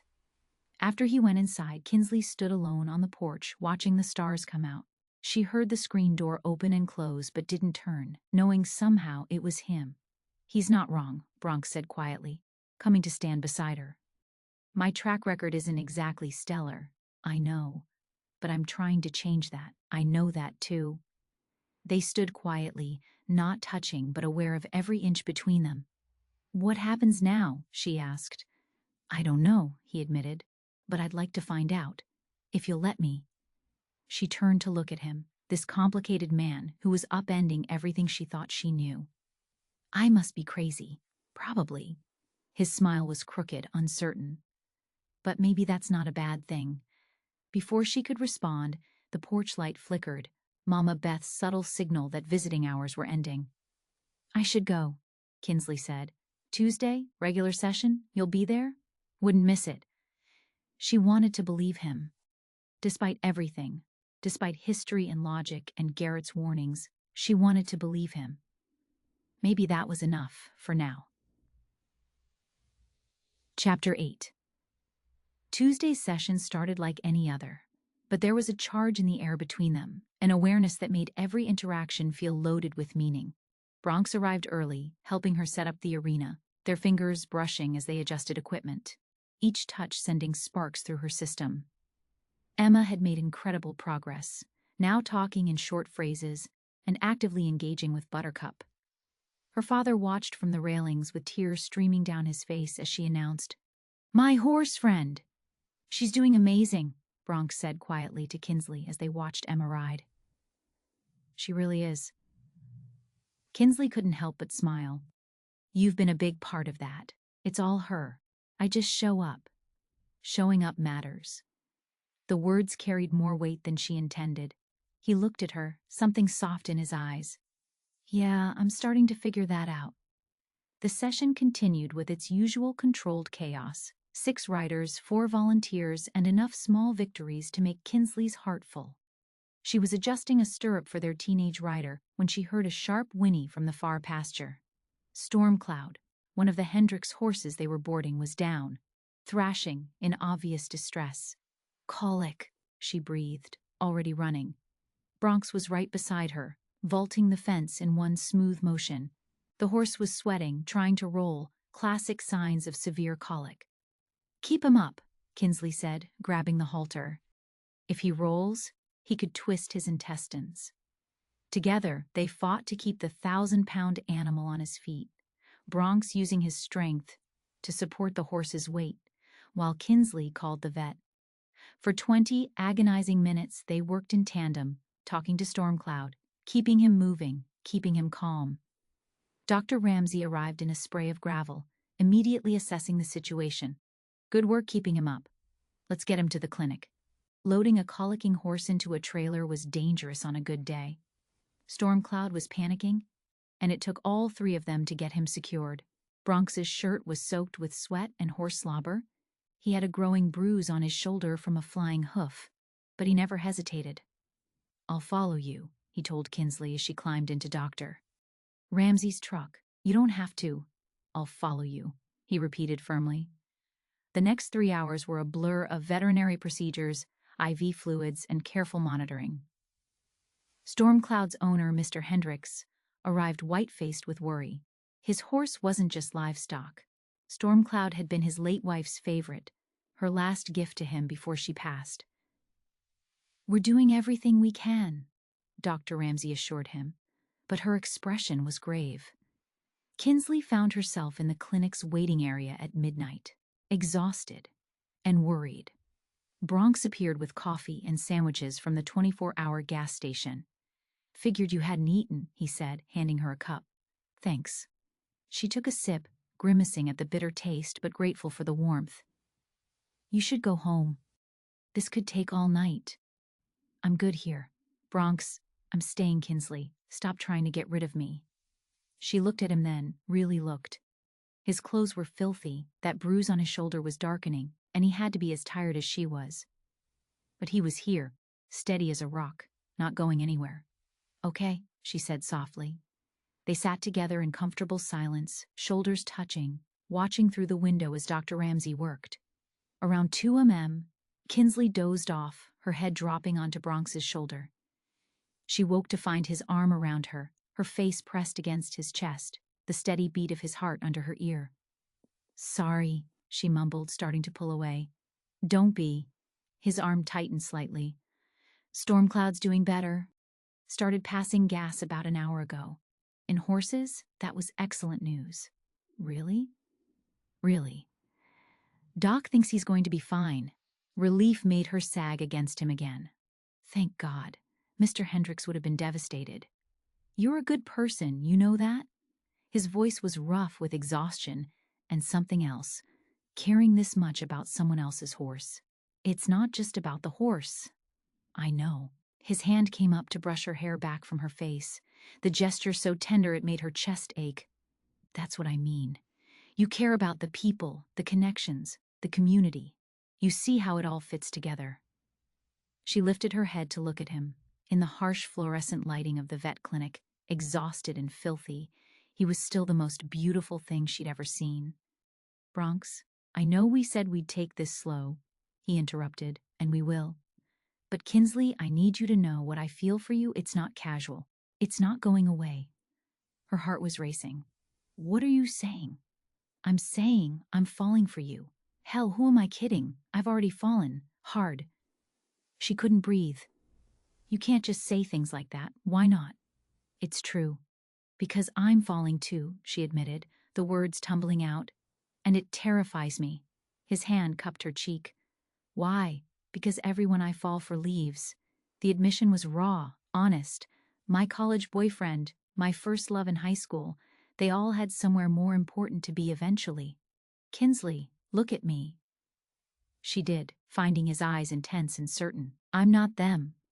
And you're not just another stop on the circuit." "How can you be sure?" "Because for the first time in my life, the thought of leaving makes me feel sick." Because I wake up thinking about you and go to sleep the same way. Because watching you with those kids, seeing your passion and dedication, it makes me want to be better, to be someone worth staying for. Bronx, I know I have to prove it, he continued. I know words aren't enough, but I'm asking you to give me a chance to show you. Before she could respond, Dr. Ramsey emerged, smiling tiredly. He's going to be fine. You two can go home. Mr. Hendricks was crying, hugging everyone in sight, including a startled Bronx. In the parking lot, dawn was just beginning to lighten the eastern sky. Some first date, Bronx said wryly. This wasn't a date, wasn't it? He stepped closer. Dinner. Staying up all night talking. Emotional revelations. Sounds like a date to me. Despite everything, the exhaustion, the emotional turmoil, the smell of horse and antiseptic clinging to them both, she laughed. Your dating standards are pretty low. My dating standards are pretty specific, actually. He tucked a strand of hair behind her ear. They pretty much start and end with you. That's a terrible line. But did it work? She went up on her toes and kissed his cheek, lingering just a moment. Maybe a little. His hands came to her waist, steadying her. Kinsley. Slow, she reminded him, stepping back. We're taking this slow. Right, slow. But his eyes were hot on hers, suggesting slow was going to be a challenge. She drove home in the early morning light, her lips still tingling from that chaste kiss, her heart doing complicated gymnastics in her chest. Her phone buzzed with a text at a red light. Bronx, made it home safe. Sweet dreams, kid. And then, immediately after, sorry. I know you hate that nickname. She typed back. It's growing on me. Like you are, she thought, but didn't add. When she finally fell into bed, the sun fully up, she dreamed of green eyes and steady hands, of someone who stayed when things got hard, of possibilities she'd been too scared to want. Wednesday arrived too soon. She was barely functional on 3 hours of sleep, but there was work to be done. She was mucking stalls when Garrett appeared, looking grim. We need to talk. If this is about Bronx, he stayed with you all night at the vet clinic, with Stormcloud. We stayed with Stormcloud. Kinsley. Garrett's voice was gentle but firm. I know what I'm seeing. Hell, the whole town knows. The way you two look at each other. Garrett, please. I'm not here to warn you off, he said, surprising her. I'm here to tell you something about Bronx you should know. Her stomach twisted. What? Remember when he left for the rodeo circuit originally? Right after high school? Yeah. He said he needed to find himself or something. Garrett shook his head. That's what he told everyone. The truth is, his dad had just been diagnosed with cancer. They needed money for treatment, experimental stuff insurance wouldn't cover. Bronx left to ride because it was the fastest way he could make money. Kinsley's legs felt weak, but his dad got better. The cancer went into remission. After 2 years of treatment they could only afford because Bronx was sending every prize payment home. He's never told anyone that. Made his parents promise not to either. Let everyone think he was selfish, chasing glory. Why are you telling me this? Because you deserve to know who he really is. Not the story he lets people believe, but the truth. He's got his faults, God knows, but leaving isn't about selfishness. It's about thinking everyone's better off without him around to mess things up. That's ridiculous. Is it? Look at how everyone treats him when he comes home, like he's already half gone. Maybe we taught him that's what we expected. Garrett left her standing in the barn, reeling from this new information. Everything she thought she knew about Bronx's leaving was wrong, or at least incomplete. Her phone buzzed. Bronx, can I bring lunch? You probably forgot to eat. She had forgotten. She'd forgotten everything except the way he'd looked at her in that vet clinic, the truth in his eyes when he said he was falling. Yes, she typed back. We need to talk. His response was immediate. That sounds ominous. Not bad, just complicated. My specialty. Despite everything, she smiled. Maybe complicated wasn't always a bad thing. Maybe, sometimes, it was just another word. The Cooper Ridge Harvest Barn Dance was the social event of October, held in the historical Whitfield barn that had been converted into an event space 20 years ago. String lights created a canopy of stars inside. Hay bales served as seating, and the whole place smelled like apple cider and possibility. Kinsley stood at the entrance, smoothing her dress nervously. She'd actually made an effort tonight, a burgundy sundress that brought out the warmth in her skin, her hair down and curled instead of in its usual practical ponytail. She told herself it wasn't because of Bronx. She was lying. "Well, don't you clean up nice," Sandra said, appearing at her elbow with a knowing grin. "Wonder who you're trying to impress." "I'm not trying to impress anyone. It's a community event. I always dress up for community events." "Honey, last year you wore jeans and a flannel shirt." Before Kinsley could defend herself, the crowd shifted, and there he was. Bronx in dark jeans and a button-down shirt that made his eyes look impossibly green, talking to the Hendricks near the refreshment table. As if sensing her gaze, he looked up, and the smile that spread across his face made her stomach flutter. "Not trying to impress anyone," Sandra muttered. Right. The band started up, a local group that played everything from country classics to modern hits with a Texas twist. People began filtering onto the dance floor, and Kinsley busied herself at the therapeutic writing program's information table, trying not to watch Bronx making his way through the crowd toward her. "Dance with me." She looked up to find him standing there, hand extended, that crooked smile making her pulse race. "I'm working the table."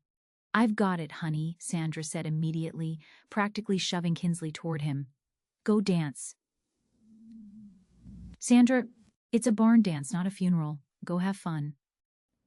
Bronx's hand was warm and calloused as he led her onto the floor. The band was playing something slow and sweet, and he pulled her close, one hand on her waist, the other holding hers. "You look beautiful," he said softly. "You clean up pretty well yourself." They moved together, finding their rhythm. She'd expected awkwardness. They'd been dancing around each other for weeks, but never actually dancing. Instead, it felt natural, like they'd been doing this forever. "People are staring," she murmured. "Let them." His hand tightened on her waist. "I've got nothing to hide. The whole town will be talking by tomorrow. They're already talking." He spun her out and back, making her laugh. Might as well give them something good to talk about. The song ended, flowing into another, but he didn't let go. 3 songs became 4, and she stopped caring about the eyes on them, the whispers.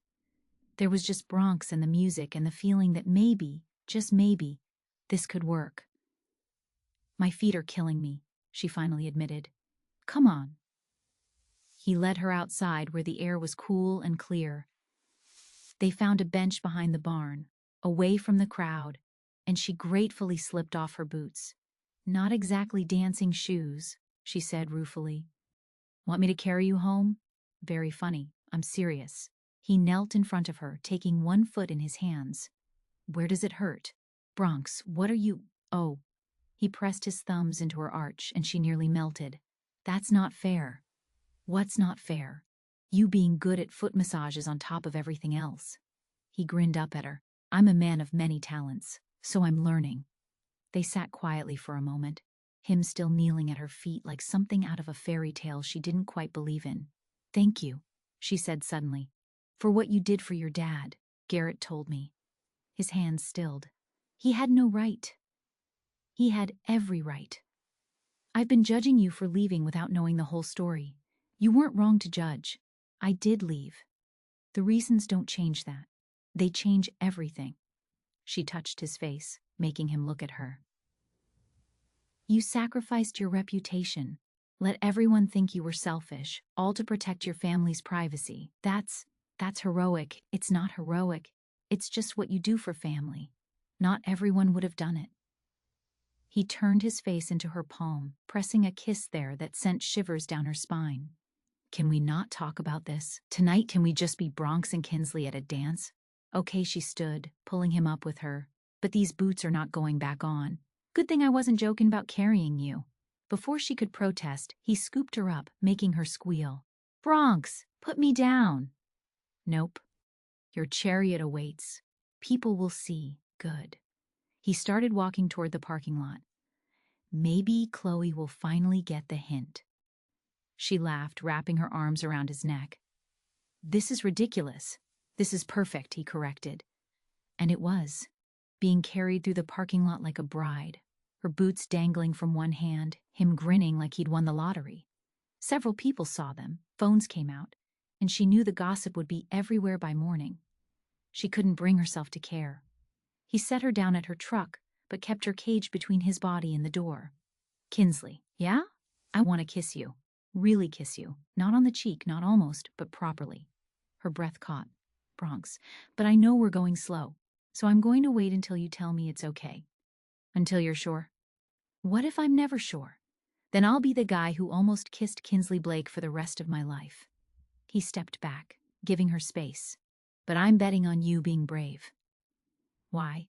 "Because you're the bravest person I know. You just don't see it yet." He waited until she was in her truck, engine running, before heading to his own vehicle. She sat there for a moment, heart pounding, watching him walk away. Brave. He thought she was brave. Maybe it was time to prove him right. Chapter 10. Thursday morning brought rain and revelation in equal measure. Kinsley was reviewing the program's budget, or trying to, when her phone rang. The caller ID showed a Houston area code. "Kinsley Blake? This is Harrison Wells from Riding for Independence. We're a national therapeutic writing organization." She sat straighter. She knew RFI. They were the gold standard of therapeutic writing programs. "How can I help you, Mr. Wells?" "Actually, I'm calling to see if we can help you. We've been hearing wonderful things about your program in Cooper Ridge. That little girl with autism who started speaking again, that's exactly the kind of outcome that gets our attention." "Thank you, that's very kind. I'll cut to the chase, Miss Blake. We'd like to offer you a position as our regional director for Texas. You'd oversee program development for the entire state, help establish new centers, train instructors. The salary is substantial, and you'd be making a real difference on a much larger scale." Kinsley's mouth went dry. That's incredible. "But I'd have to relocate?" "To Houston, yes. We'd provide moving assistance, of course. I understand this is a big decision. Why don't you come down next week, see our facilities, meet the team?" No pressure, just conversation. After she hung up, she sat staring at the budget sheets without seeing them. Regional director, the kind of position she'd dreamed about in college, the chance to help hundreds of kids instead of dozens. But it meant leaving Cooper Ridge, leaving the program she'd built, leaving. "You look like someone just told you your horse is actually a very large dog." She looked up to find Bronx in the doorway, rain dripping from his hat. "What?" "You've got that confused face. The one you make when the world isn't cooperating with your plans." "The world is cooperating fine," she said, then immediately burst into tears. "Hey, whoa." He was around the desk in an instant, pulling her into his arms. "What's wrong?" She told him about the call, the words tumbling out between sobs she couldn't quite control. He held her through it, solid and warm and not saying anything until she wound down. "That's amazing," he said finally. "You should be proud. They recognize what you've built here. But I'd have to leave." "Yeah." She pulled back to look at him. "That's all you have to say? What do you want me to say? That you shouldn't take it? That you should stay here in this small town, running a small program, when you could be changing the whole state? I want you to." She stopped, not sure what she wanted. "You want me to ask you to stay?" His voice was gentle. "But I can't do that." "Why not?" "Because that wouldn't be fair. You've got a gift, Kinsley. The way you connect with these kids, the way you see what they need, that should be shared with as many people as possible." "So you think I should go?" "I think you should go to Houston, see what they're offering, and make the decision that's right for you." He cupped her face in his hands. "Not for me, not for the town, not for anyone else. For you. What about us?" "What about us?" "We're just starting to figure this out, and now you have an incredible opportunity that you'd be crazy to pass up because of a maybe relationship with a broken-down rodeo cowboy. You're not broken down. I'm not exactly prime relationship material either." He smiled sadly. "Ask anyone. I'm not anyone." She grabbed his shirt, holding him close. "And you don't get to make this decision for me by playing the noble sacrifice card. I'm not—" "Yes, you are. You're doing that thing where you decide everyone's better off without you. But that's not your call. He studied her for a long moment. "You're right. I'm sorry, you should be. But I still think you should go look. You'll always wonder if you don't." She knew he was right, which only made her more frustrated. "I hate when you're logical. First time anyone's ever accused me of that." She laughed despite herself, then pulled his head down and kissed him. Not on the cheek, not almost, but fully and properly, and with all the frustration and longing of the past weeks.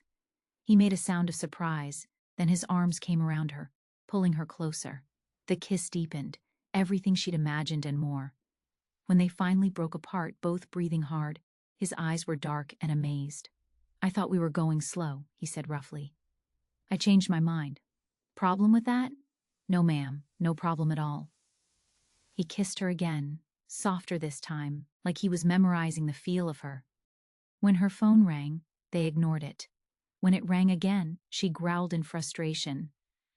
"Could be important," he said against her lips. It was. Mrs. Hendricks was crying so hard Kinsley could barely understand her. "Storm cloud's having complications. Dr. Ramsey says. She says we might need to make a decision." They drove separately to the clinic, the rain making everything feel more dire. Storm Cloud was down again. His breathing labored, eyes glassy with pain. "The colic caused more damage than we thought," Dr. Ramsey explained. "There's a section of intestine that's necrotic. I can operate, but it's expensive and there's only a 50% chance he'll survive." "How expensive?" Mr. Hendricks asked, though his face said he already knew it would be too much. 15,000 minimum. The Hendricks looked at each other, devastated. They'd already spent so much on the initial treatment. "Do the surgery," Bronx said quietly. Everyone turned to stare at him. "Bronx, we can't ask," Mr. Hendricks started. "You're not asking. I'm offering." He pulled out his phone. "I've got 15,000 in my emergency fund. Prize money I've been saving for years. Kept thinking something would happen where I'd need it." "Well, this is something. We can't accept that," Mrs. Hendricks said. "That's your safety net. It's just money sitting in a bank." Bronx's voice was firm. "Stormcloud needs it now. I can make more money. You can't replace him." "Why would you do this?" Mr. Hendricks asked, his voice breaking. Bronx looked at Kinsley. "'Cause sometimes you have to put your money where your heart is.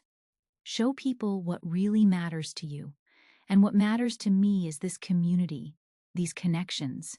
His eyes never left hers. "This life we're all building together." "We'll pay you back," Mr. Hendricks said, tears streaming down his face. "If you can, great. If not, consider it a gift." Bronx shook his hand. "Just save that horse." The surgery took 4 hours. They waited together, the Hendricks, Kinsley, and Bronx, like a makeshift family bound by hope and horse love. When Dr. Ramsey finally emerged, exhausted but smiling, saying Stormcloud would recover, everyone cried. Later, in the parking lot, Kinsley confronted him. "That was your entire emergency fund. Years of prize money. Yeah, your safety net for if you got hurt and couldn't ride. I know what it was. And you gave it all away." He shrugged. "They needed it more than I did. But now if something happens, then I'll figure it out. Maybe get a real job for once." He attempted a smile. "Your brother keeps telling me there are opportunities here if I just look.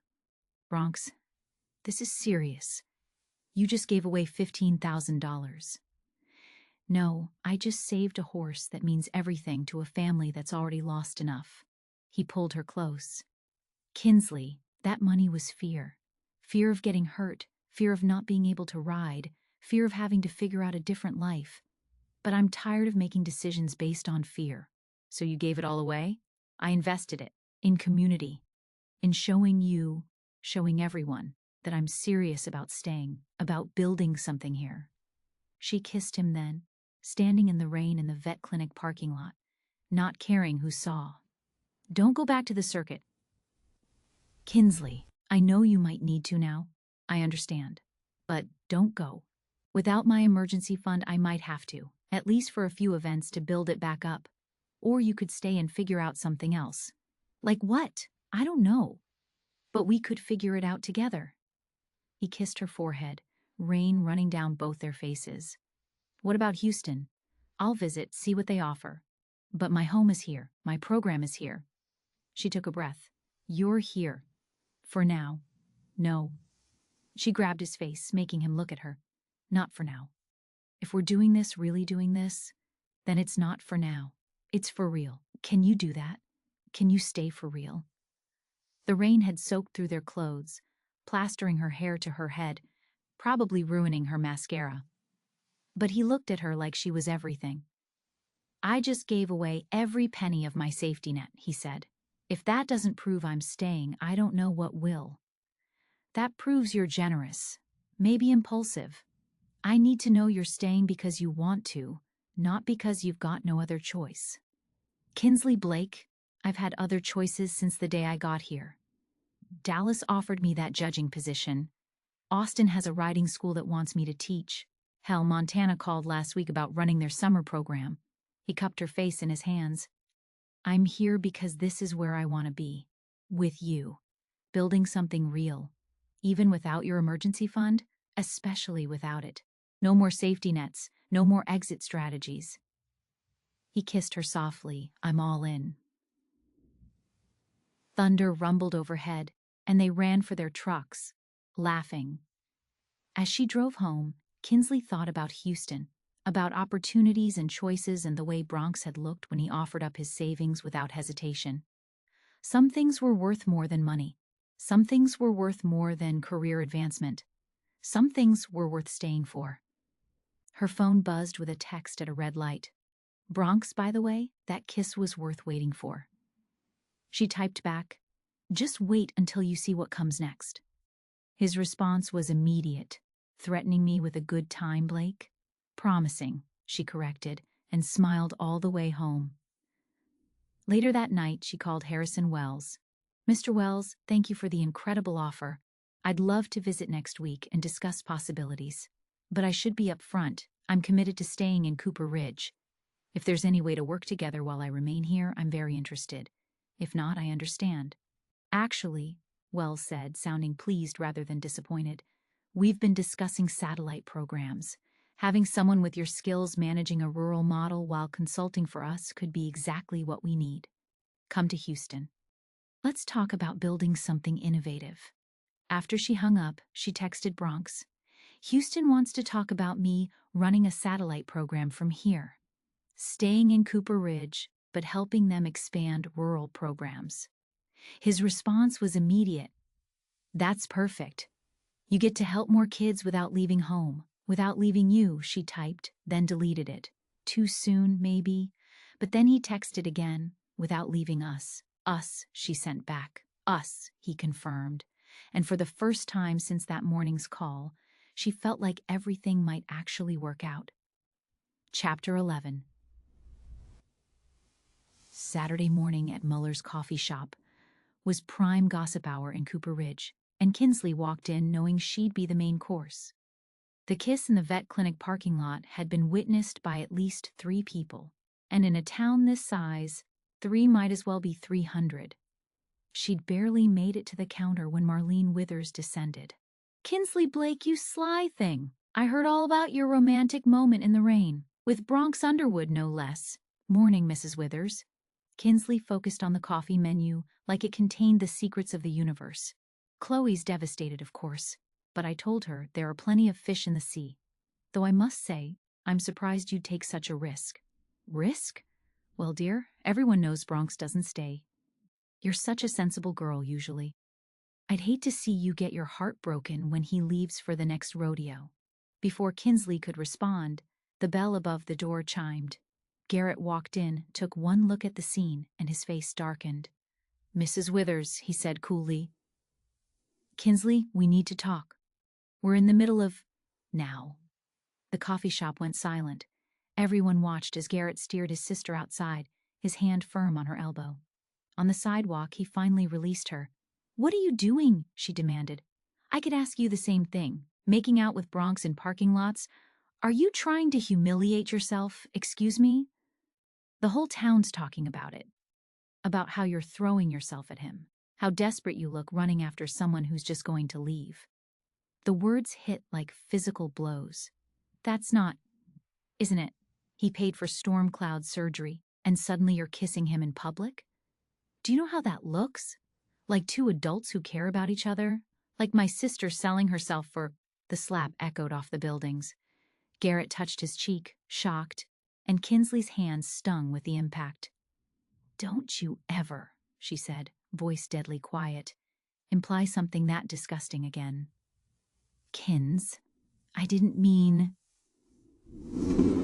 "Yes, you did. You meant exactly what you said." Tears burned her eyes, but she refused to let them fall. "You think so little of me that you'd believe I'd kiss someone for money? And you think so little of your supposed best friend that you'd believe he'd pay for it? That's not. I'm trying to protect you." "From what? From being happy? From taking a chance on someone wonderful? From getting your heart broken when he leaves?" Garrett's voice cracked. "Because he will leave, Kinsley. He always does. And I'll be the one picking up the pieces, just like with Nathan, just like with Cole. This isn't about them, isn't it? You always pick men who leave, and I always have to watch you fall apart after." A truck door slammed behind them. They both turned to see Bronx standing by his vehicle, his expression unreadable. "How much of that did you hear?" Garrett asked. "Enough." Bronx's voice was flat. "The whole coffee shop heard you, actually. They're taking bets on whether Kinsley's going to slap you again." "This doesn't concern you," Garrett said. "My girlfriend and my best friend having a screaming match about me on Main Street? Yeah, that concerns me. Girlfriend." The word hung in the air, a declaration and a challenge. "Since when is she your girlfriend?" Garrett demanded. "Since she decided I was worth the risk." Bronx moved to stand beside Kinsley, not touching but clearly aligned. "And since I decided to stop running from the best thing that ever happened to me." "Pretty words," Garrett said bitterly. "How long before you get restless? Before the circuit calls and you remember why you left in the first place?"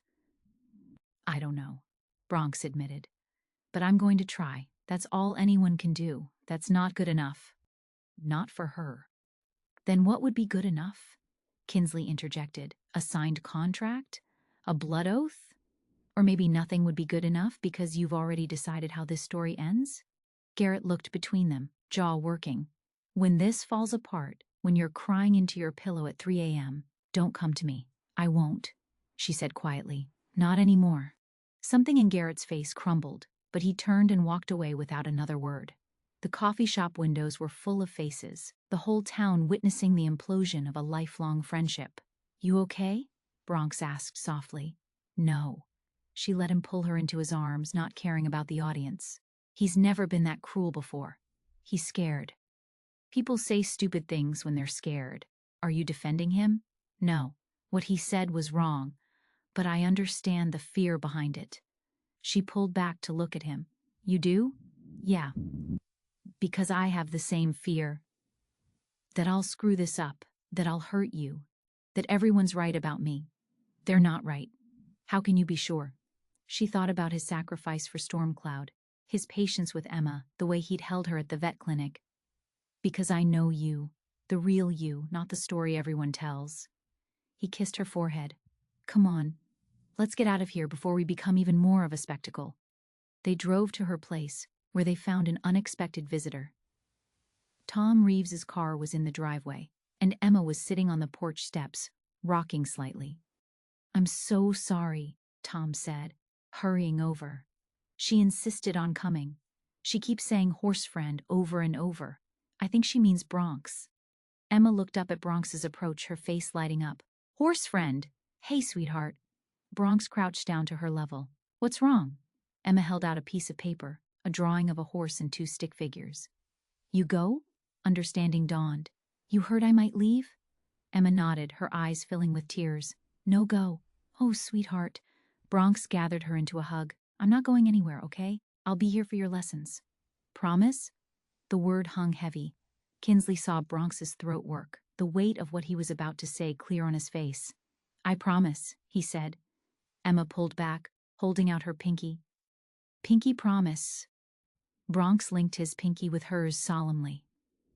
"Pinky promise." After the Reeveses left, with Emma considerably calmer, Kinsley found Bronx sitting on her porch steps, head in his hands. "That was a big promise," she said, sitting beside him. I know. Can you keep it? He looked at her, and she saw the fear there, the weight of everyone's expectations. I have to, don't I? That little girl is counting on me. We all are. She took his hand. But that's not a burden. It's a gift. People believing in you, counting on you, that's what makes staying worth it. What if I fail? Then you fail. But at least you tried. She squeezed his hand. That's more than most people do. They sat quietly, watching the sun climb higher. Her phone buzzed with texts, some supportive, some gossipy, one from Garrett that just said I'm sorry that she deleted without responding. The whole town's going to be watching us now, Bronx said, waiting to see who's right. Let them watch. She turned his face toward her. I know who you are, Bronx Underwood. You're the man who saved Stormcloud, who makes Emma speak, who came back even when everyone expected you to stay gone. You're worth the risk. What if Garrett's right? What if I do leave? Then you leave, and I'll survive. But I don't think you will. Why? Because you're different now. I can see it. You're planted even if you don't realize it yet. He kissed her then, soft and sweet and full of promise. I want to be. Planted, I mean. Then be. It's not that simple. Sure it is. She stood, pulling him up. Come on. We have stalls to muck and horses to feed. Real life to live. That's it? No grand gestures or dramatic declarations? Nope. Just showing up, day after day. That's how you prove everyone wrong. He smiled, that crooked grin that made her heart race. I can do that. Good, because I've got a manure pile with your name on it. Romantic. You want romantic? You're cooking me dinner tonight. I am? Yes. And we're eating it in front of the whole window where Mrs. Patterson can see from across the street and report back to everyone that we're disgustingly domestic. He laughed, pulling her close. Strategic domesticity. I like it. Good. Now get to work, Cowboy. These stalls won't muck themselves. Chapter 12. The following Tuesday arrived with unseasonable warmth and a full schedule. Kinsley had 3 therapy sessions, 2 evaluations, and a meeting with potential donors. She was reviewing her notes when she heard unfamiliar voices from the arena. She found Bronx there with a group of teenagers she recognized from the high school's special education program. He was teaching them basic horse care, his patience evident as he guided nervous hands over Buttercup's coat. What's this? She asked. Mrs. Chen, the special ed teacher, beamed. Bronx called yesterday, offered to do a free workshop for my students. Several of them can't afford the regular program, but he thought they might benefit from some informal interaction. I hope that's okay, Bronx said, suddenly uncertain. I should have asked. It's perfect, Kinsley said, her throat tight. She watched him work with the teenagers, saw how he adapted his approach for each student's needs. A boy with Down syndrome got extra time to process instructions. A girl with anxiety was given specific breathing exercises. Each teen was met exactly where they were, no judgment, no rushing. He's got a gift, Mrs. Chen said quietly. Have you thought about having him certified as an instructor? He's not. We haven't discussed anything permanent. Maybe you should. After the students left, glowing with accomplishment, Kinsley found Bronx cleaning tack, humming under his breath. That was amazing, she said. He shrugged. They're good kids, just needed someone to give them a chance. Like Emma. Like all of us, really. He hung up a bridle, precise and careful. We all need someone to see past the surface stuff. Is that what you think I do? See past your surface? I think you see me, he said simply. Really see me. Do you know how rare that is? Before she could respond, a car pulled up. Her stomach dropped when she recognized Harrison Wells's rental vehicle. Miss Blake, I hope you don't mind an impromptu visit. I was in Austin for a conference and thought I'd drive up, see your operation firsthand. For the next hour, she showed Wells around, trying to ignore Bronx's presence as he continued working, acting like just another volunteer. Wells was impressed, asking smart questions, clearly envisioning how she'd fit into their larger organization. This is excellent work, he said finally. But imagine what you could do with real resources, A proper indoor arena, certified staff, equipment that isn't held together with duct tape and prayer. My equipment works fine, she said, defensive. Of course it does. You've done miracles with nothing. Imagine what you could do with something. He handed her a folder, the formal offer. It's generous, I think you'll find. We'd want you to start after the new year. After he left, she stood holding the folder, afraid to open it. How generous? Bronx asked quietly. She opened it and gasped. The salary was more than double what she scraped together now. Full benefits, a housing allowance, a company vehicle. That's life-changing money, he said. Yeah, you have to consider it, I know, but, she gestured around them. This is mine. I built this from nothing. Every fence post, every piece of equipment, every success, I did this. And you could do it again, bigger and better. It wouldn't be the same. No, he agreed. It would be different. Maybe different in a good way. She turned on him. Why are you pushing this? Because I don't want to be the reason you don't chase your dreams. What if my dreams have changed? Have they? She thought about it. A month ago she would have jumped at this chance, but now I don't know, she admitted. Then you need to figure it out. Without factoring me into the equation. That's impossible. You're already in the equation. Then take me out. His voice was firm. Make the decision as if I didn't exist. What would you do? That's not fair. It's completely fair. We've been together, what, a few weeks? You can't make life decisions based on that. People do it all the time. And look how that usually works out. She wanted to argue, but he had a point. I hate when you're logical. Still a new experience for me, too. He pulled her close.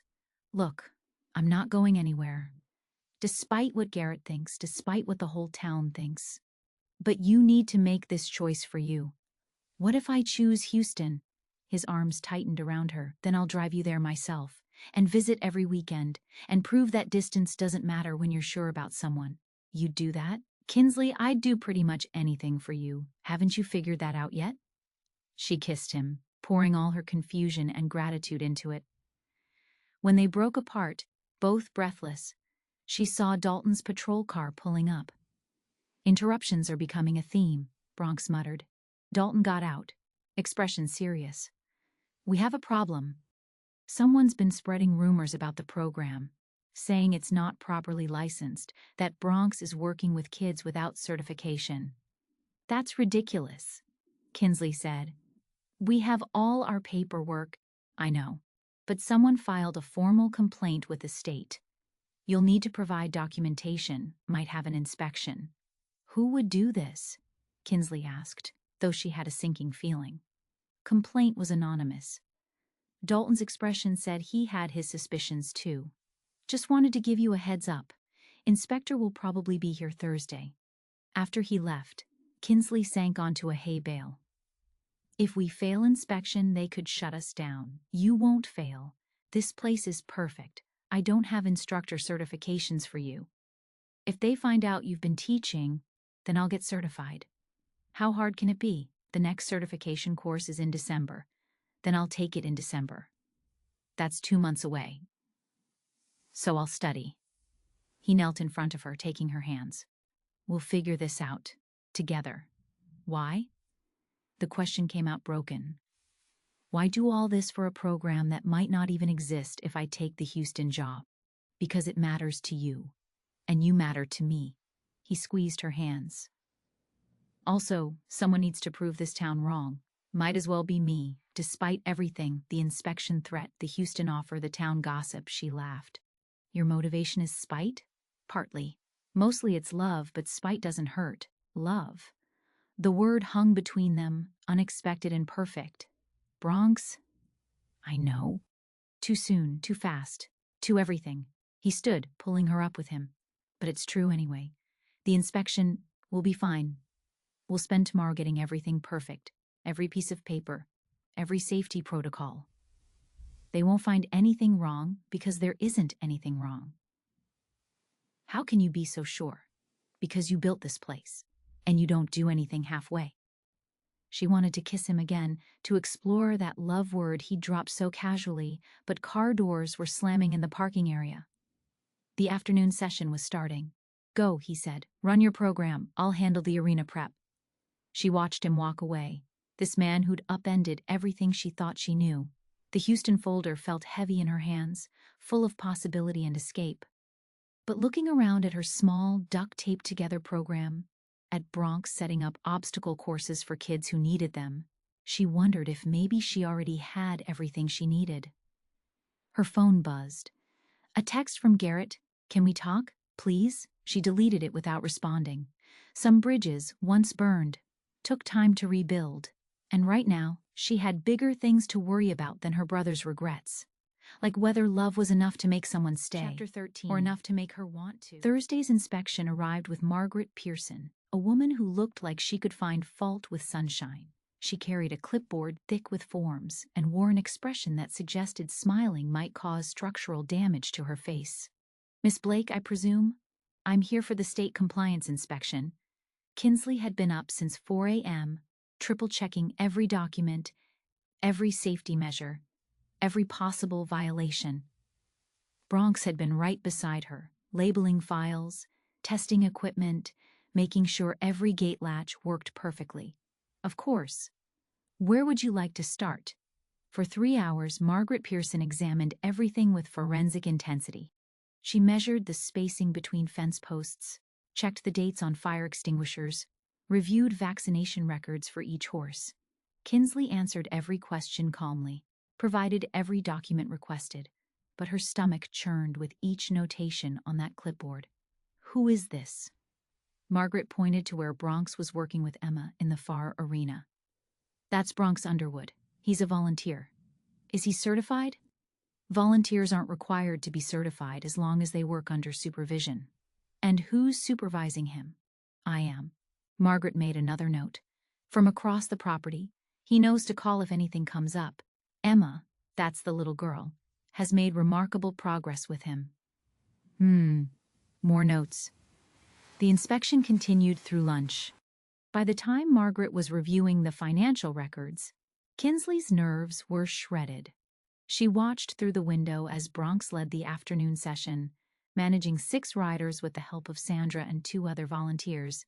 He was natural at it now, confident and caring in equal measure. Your books are in order, Margaret said finally. Better than most, actually, thank you. However, the word landed like a stone. There are some concerns. Kinsley's heart sank. What concerns? Your facility is aging. Several structures need updating to meet new codes that go into effect next year. The viewing platform particularly needs reinforcement. And while your volunteer situation is technically compliant, having uncertified individuals in teaching positions is irregular, but not illegal. No, not illegal. Margaret closed her folder. Miss Blake, what you've built here is impressive. Your outcomes speak for themselves. But you're operating on a shoestring, and it shows. We manage, for now. But one accident, one lawsuit, one serious injury, and this whole operation collapses. Margaret's expression softened slightly.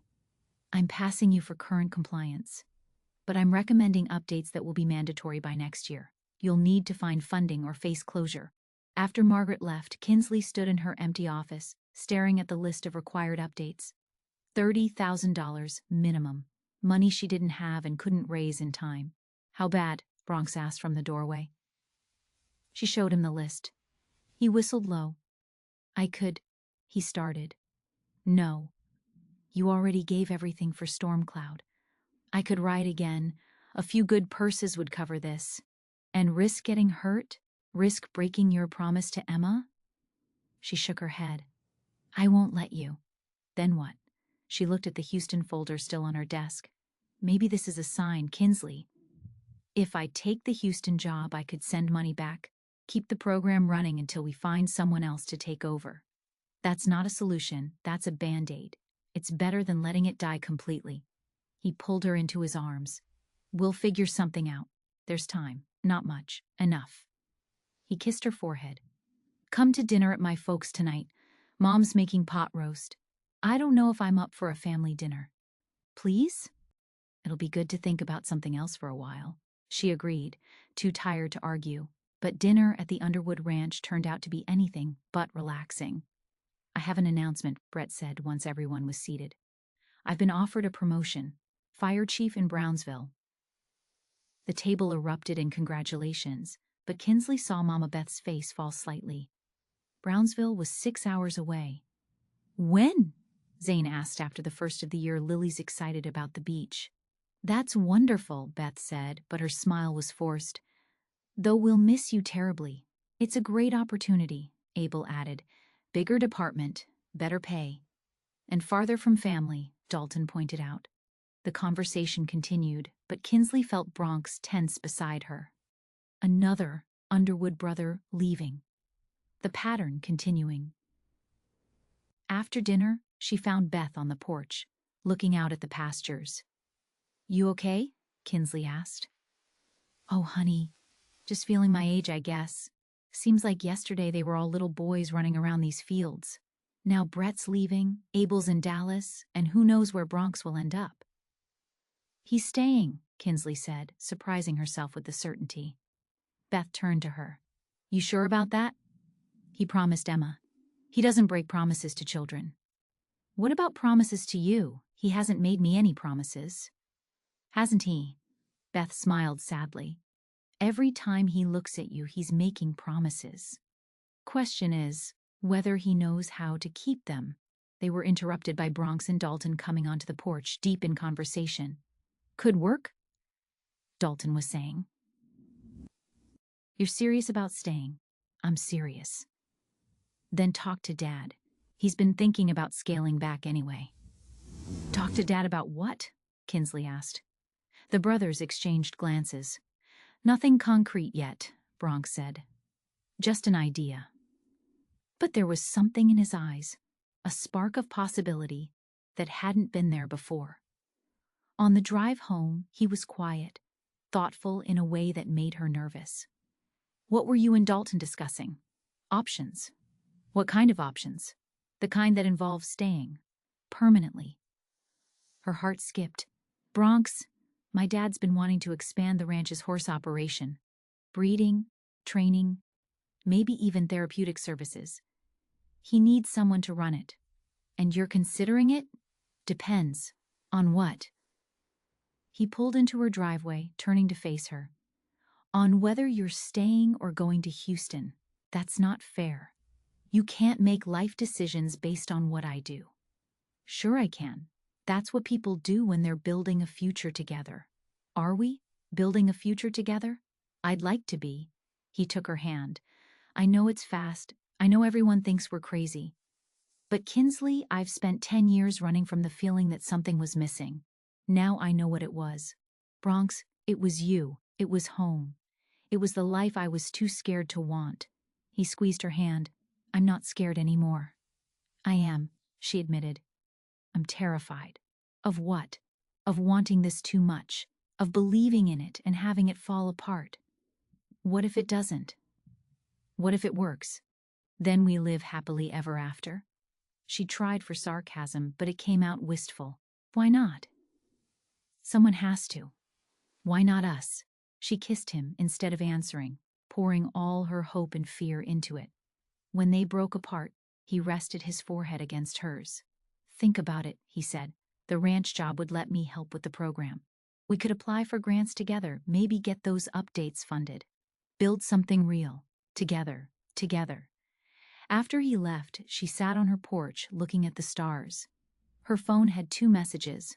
One from Harrison Wells asking for her decision, one from Garrett asking to talk. She deleted both. Tomorrow she'd have to make choices. Tonight she just wanted to believe in possibilities. Chapter 14. Saturday dawned perfect. Clear skies, mild temperature, the kind of October day that made Texas feel like paradise. The fall festival's final weekend brought crowds to the fairgrounds, and Kinsley's therapeutic riding program was doing demonstrations. She arrived to find Bronx already there, the arena set up perfectly. He'd even made new signs highlighting their riders' achievements. You're early, she said.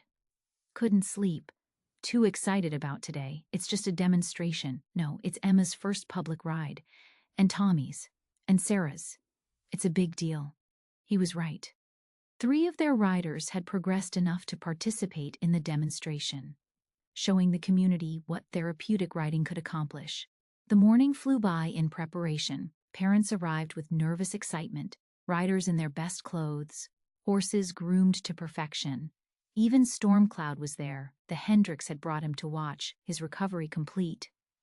5 minutes to showtime, Sandra announced. Kinsley's stomach fluttered. The bleachers were packed, more people than she'd expected. She spotted Mama Beth and the Underwood family in the front row, the Hendricks nearby, Mrs. Patterson and her library volunteers, even some of the city council members. "You've got this," Bronx said quietly. They all do. The demonstration began with Sarah, their teenage rider with cerebral palsy, showing the obstacle course she'd mastered. The crowd was silent, mesmerized as she navigated challenges that would have been impossible 6 months ago. Tommy went next, the boy with Down syndrome, who'd been afraid of horses initially. Now he rode with confidence, even doing a simple pattern to music that had the crowd clapping along. Then it was Emma's turn. She entered on Buttercup, Bronx walking beside her as her support person. Emma sat tall, focused, so different from the nonverbal, withdrawn child who'd arrived weeks ago. "My name is Emma," she said clearly into the microphone Bronx held. "This is Buttercup. She is my friend." The crowd murmured appreciation, but Emma wasn't done. "I want to thank Mr. Bronx and Miss Kinsley for helping me be brave." Kinsley's eyes burned with tears. In her peripheral vision, she saw Tom Reeves openly crying, his wife clutching his arm. Emma completed her writing pattern perfectly, ending with a bow that brought the crowd to their feet. The applause was thunderous.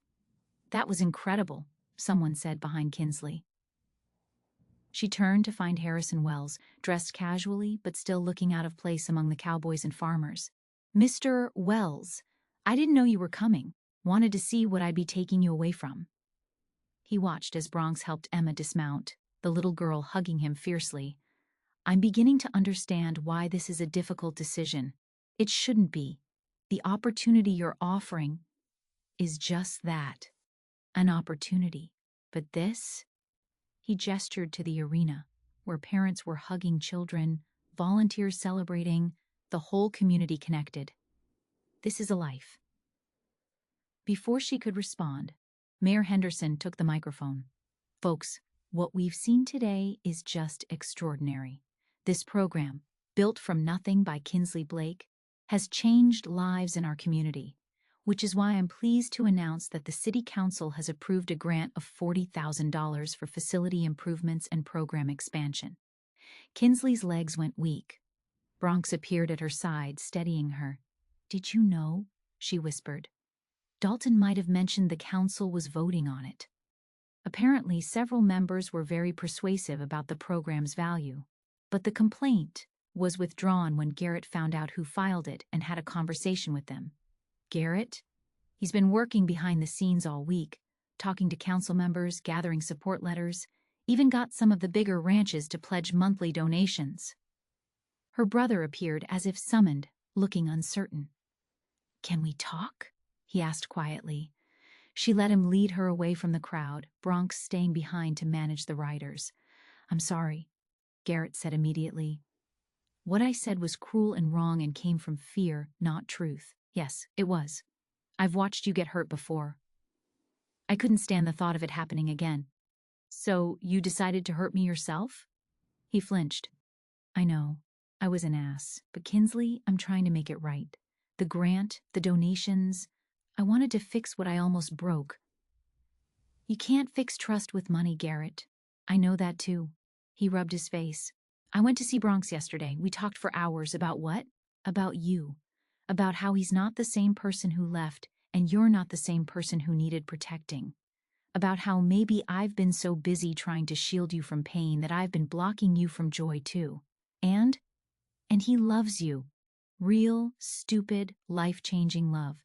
The kind that makes a man give up everything he thought he wanted for everything he didn't know he needed." He said that in about 12 more sentences with a lot more cursing. But yeah, Garrett met her eyes. "I was wrong. About him, about you, about all of it. Can you forgive me?" She hugged him, feeling him sag with relief. "You're my brother. Of course I forgive you. But if you ever, I won't. I swear." They walked back to find the demonstration ending, the crowd dispersing with excited chatter about the program. Harrison Wells approached them. "Miss Blake, I can see you've built something special here. The Houston position will remain open for another week if you need more time to decide." "Actually," she said, surprising herself, "I don't need more time, thank you for the incredible offer. But Cooper Ridge is my home. This program is my heart. I'm staying." Wells smiled, not looking surprised. "I thought you might say that. In that case, would you consider being a consulting partner? Help us develop programs in small communities. Share your model. It would be part-time, mostly remote, and you'd be compensated well."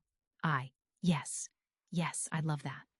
After Wells left, she found Bronx loading equipment, humming that same tune he always hummed when he was content. "I'm staying," she said. He turned, his smile bright enough to power the fairground. "Yeah? Yeah. Turns out everything I want is right here." He crossed to her in 3 strides, lifting her off her feet and spinning her around. We're staying, she confirmed, laughing. He set her down, but kept her close. "I love you, Kinsley Blake. I love you too, Bronx Underwood." The words, finally spoken clearly in daylight, with half the town probably watching, felt like a beginning. Not of something new, but of something that had been building since that first day in the feed store. "So," he said, grinning, "want to help me talk my dad into that horse operation? I'm thinking we could board therapy horses, maybe run a satellite program." "Slow down, cowboy. One dream at a time." "Why? We've got our whole lives to chase them all. Our whole lives." The phrase should have terrified her. Instead, it felt like a promise she couldn't wait to keep. "Kiss me," she said. "Here? In front of everyone?" Especially in front of everyone. So he did, right there in the arena with the town watching, and she didn't care about the whistles and applause. She cared about the man holding her, the one who'd stayed when everyone expected him to leave, who'd shown her that sometimes the biggest risk was not taking one at all. "Hey," he said against her lips. "Want to go for a ride? Rex and Buttercup could use the exercise." "Now? Why not? Perfect day for it." She looked around at the life they were building, the programs saved, the community supporting them, the future spreading out like a promise. "You know what? That sounds perfect." They saddled up and rode out into the October afternoon. No destination in mind, just the two of them and the horses and the wide Texas sky. Behind them, the fairground faded. Ahead, everything waited. "Race you to the creek," she called, kicking Buttercup into a gallop. "You're on!" They raced through the fields, laughing like kids, like lovers, like two people who'd finally figured out that home wasn't a place, it was a choice. And they'd chosen each other. Chapter 15. The call came at 2 a.m. on a Wednesday morning, 3 weeks after the festival. Kinsley fumbled for her phone, heart already racing because nothing good happened at 2 a.m. "Kinsley?" Dalton's voice tight with concern. "There's been an accident. Bronx is at Cooper Ridge General. The world tilted." "What happened?" "He was helping Dad with a difficult horse. Got kicked, thrown into a fence post. He's conscious, but you should come." She didn't remember the drive to the hospital, only arriving in yesterday's jeans and Bronx's old rodeo shirt she'd stolen weeks ago. The Underwood family filled the waiting room, Beth crying quietly, Abel pacing, Zane staring at his hands. "Where is he?" "Getting a CT scan," Brett said. "He was conscious but confused. Kept asking for you. How bad?" "Broken ribs for sure. Possible concussion. They're checking for internal bleeding." She sank into a chair, the weight of every fear crashing down. This was why rodeo riders didn't make good long-term bets. This was why everyone warned her. One wrong move, one stubborn horse, and everything changed. "It wasn't his fault," Mr. Underwood said, looking older than she'd ever seen him. "That rescue horse has been trouble since day one. Bronx was trying to help me move him to a different pasture when he spooked. Why was he even there at 2 a.m.? The horse was colicking. We were walking him, trying to keep him calm." His voice broke. Bronx insisted on helping. Of course he did, because that's who he was. Someone who showed up, who helped, who couldn't walk away from an animal in distress. Dr. Martinez emerged an hour later. He's stable. 3 broken ribs, a mild concussion, and bruising that's going to make him miserable for weeks. But no internal bleeding, no spinal damage. He was lucky. Can I see him? He's been asking for you. Room 302. She found him propped up in bed, looking pale and battered. His eyes were closed, but they opened when she entered. "Hey, kid," he said, voice rough. "Don't you hey kid me." She was crying, she realized. "You scared me to death." "Sorry." Horse had different ideas about the midnight stroll. She sat beside him, taking his hand carefully. "The doctor says you'll be fine." "Yeah, just out of commission for a while." Something flickered in his eyes. "Kinsley, the ranch work. I won't be able to help with the program for weeks, maybe longer." "That doesn't matter." "It does. I made promises. To you, to Emma, to..." "Stop." She squeezed his hand. "The only promise that matters is that you're okay. But..." "Bronx, shut up and listen. I don't care if you can't lift a hay bale for months. I don't care if you never get on another horse. I care that you're alive and here and not bleeding internally." He studied her face. "You were scared, terrified. This is what it's like, isn't it? Being with someone who works with horses. The fear every time the phone rings." "Yeah." "Still want to sign up for that?" She leaned down and kissed him gently, mindful of his injuries.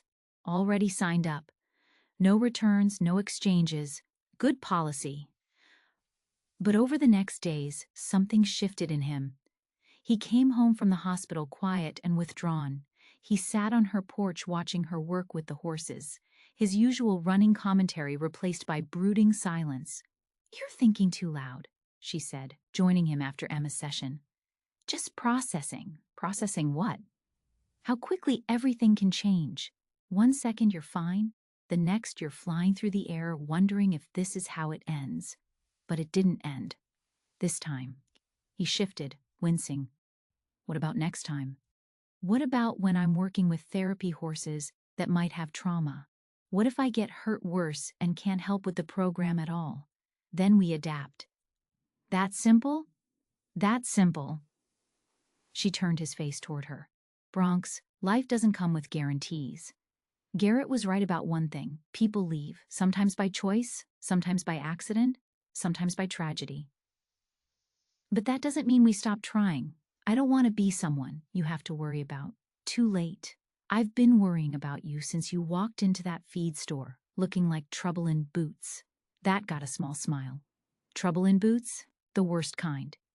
They sat quietly, watching the sun set over the pastures. Her phone buzzed with texts she ignored. The world could wait. "I need to tell you something," he said suddenly.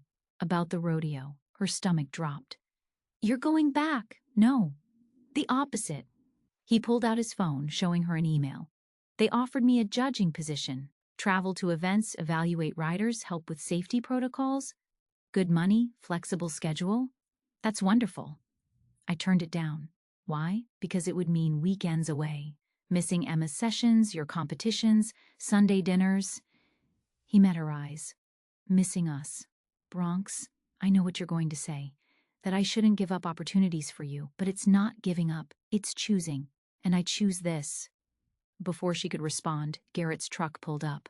Her brother got out carrying a casserole dish, looking sheepish. "Mom sent food," he said to Bronx. "Also, I need to talk to both of you." They waited while he set down the food and gathered himself. "I've been thinking about the program," Garrett said. "About what almost happened with the state inspection, about sustainability. You need more than grants and donations. You need a partner organization." "Like Houston?" Kinsley asked warily. "Like the Underwood Ranch." Garrett pulled out papers. "I've been working with Mr. Underwood and a lawyer. If you're interested, they want to create a formal partnership. The ranch provides facilities and horses. You provide expertise and management. Shared liability, shared profits, shared future." Kinsley looked at Bronx, who seemed as surprised as she was.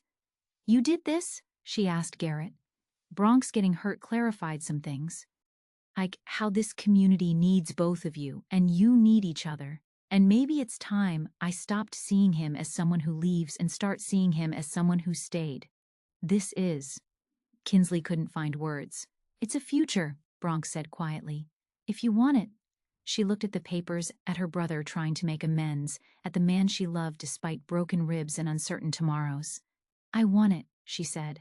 That night, as she helped Bronx ease into bed at his trailer, he'd refused to stay at his parents' house, stubborn as always. He caught her hand. The accident scared me, he admitted in the darkness. Not the pain or the hospital. The thought that I might not be able to be who you need. You're already who I need. Broken ribs and all. What if I can't fully recover? What if I can't do the physical work anymore? Then you'll do other work. Teaching, training, administrative stuff. Bronx, I don't love you for your ability to lift hay bales. No? I love you for your heart. For the way you show up even when it's hard. For how you are with Emma and the other kids. For choosing to stay even when leaving would be easier.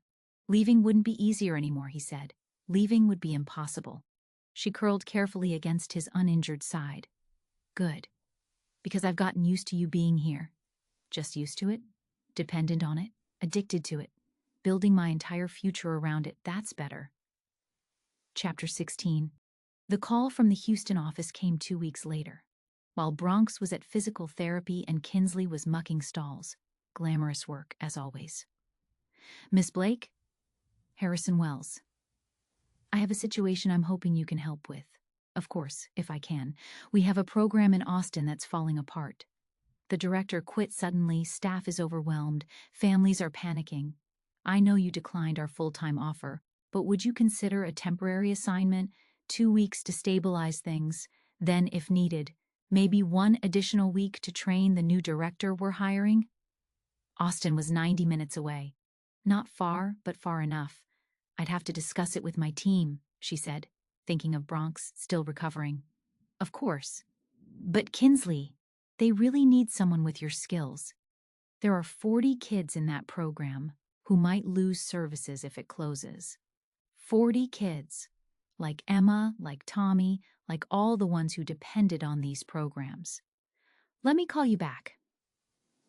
She found Bronx at the main house, doing his prescribed exercises under his mother's watchful eye. Absolutely not, he said when she explained. You're not leaving for 2 to 3 weeks. It's 90 minutes away. It's you being gone when the program needs you, when I need you. The program is stable. Sandra and the volunteers can manage for a few weeks. And you're getting stronger every day.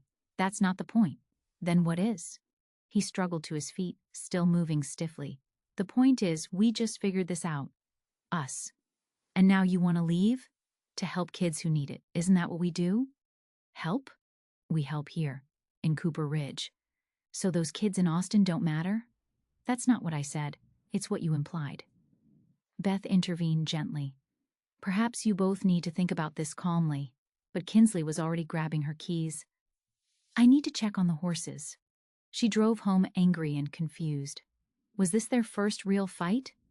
It felt bigger than that, like something fundamental about who they were and what they wanted.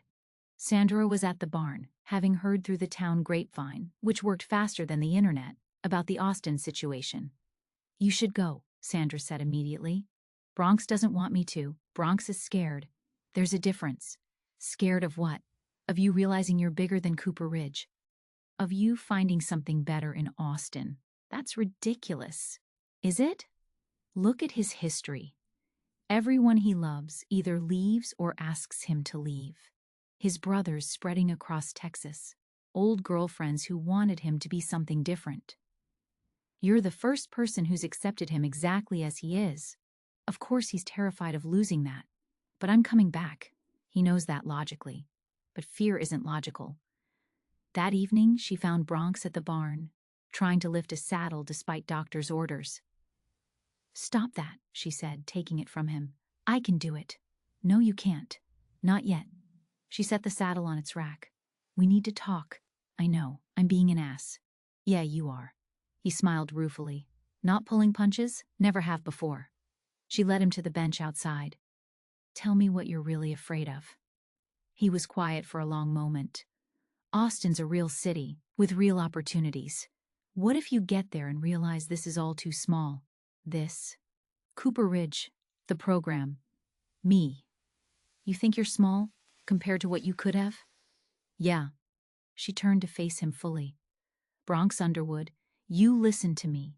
You are not small. You're not less than. You're not a consolation prize. You're the man I choose, every day, regardless of geography. But, no buts.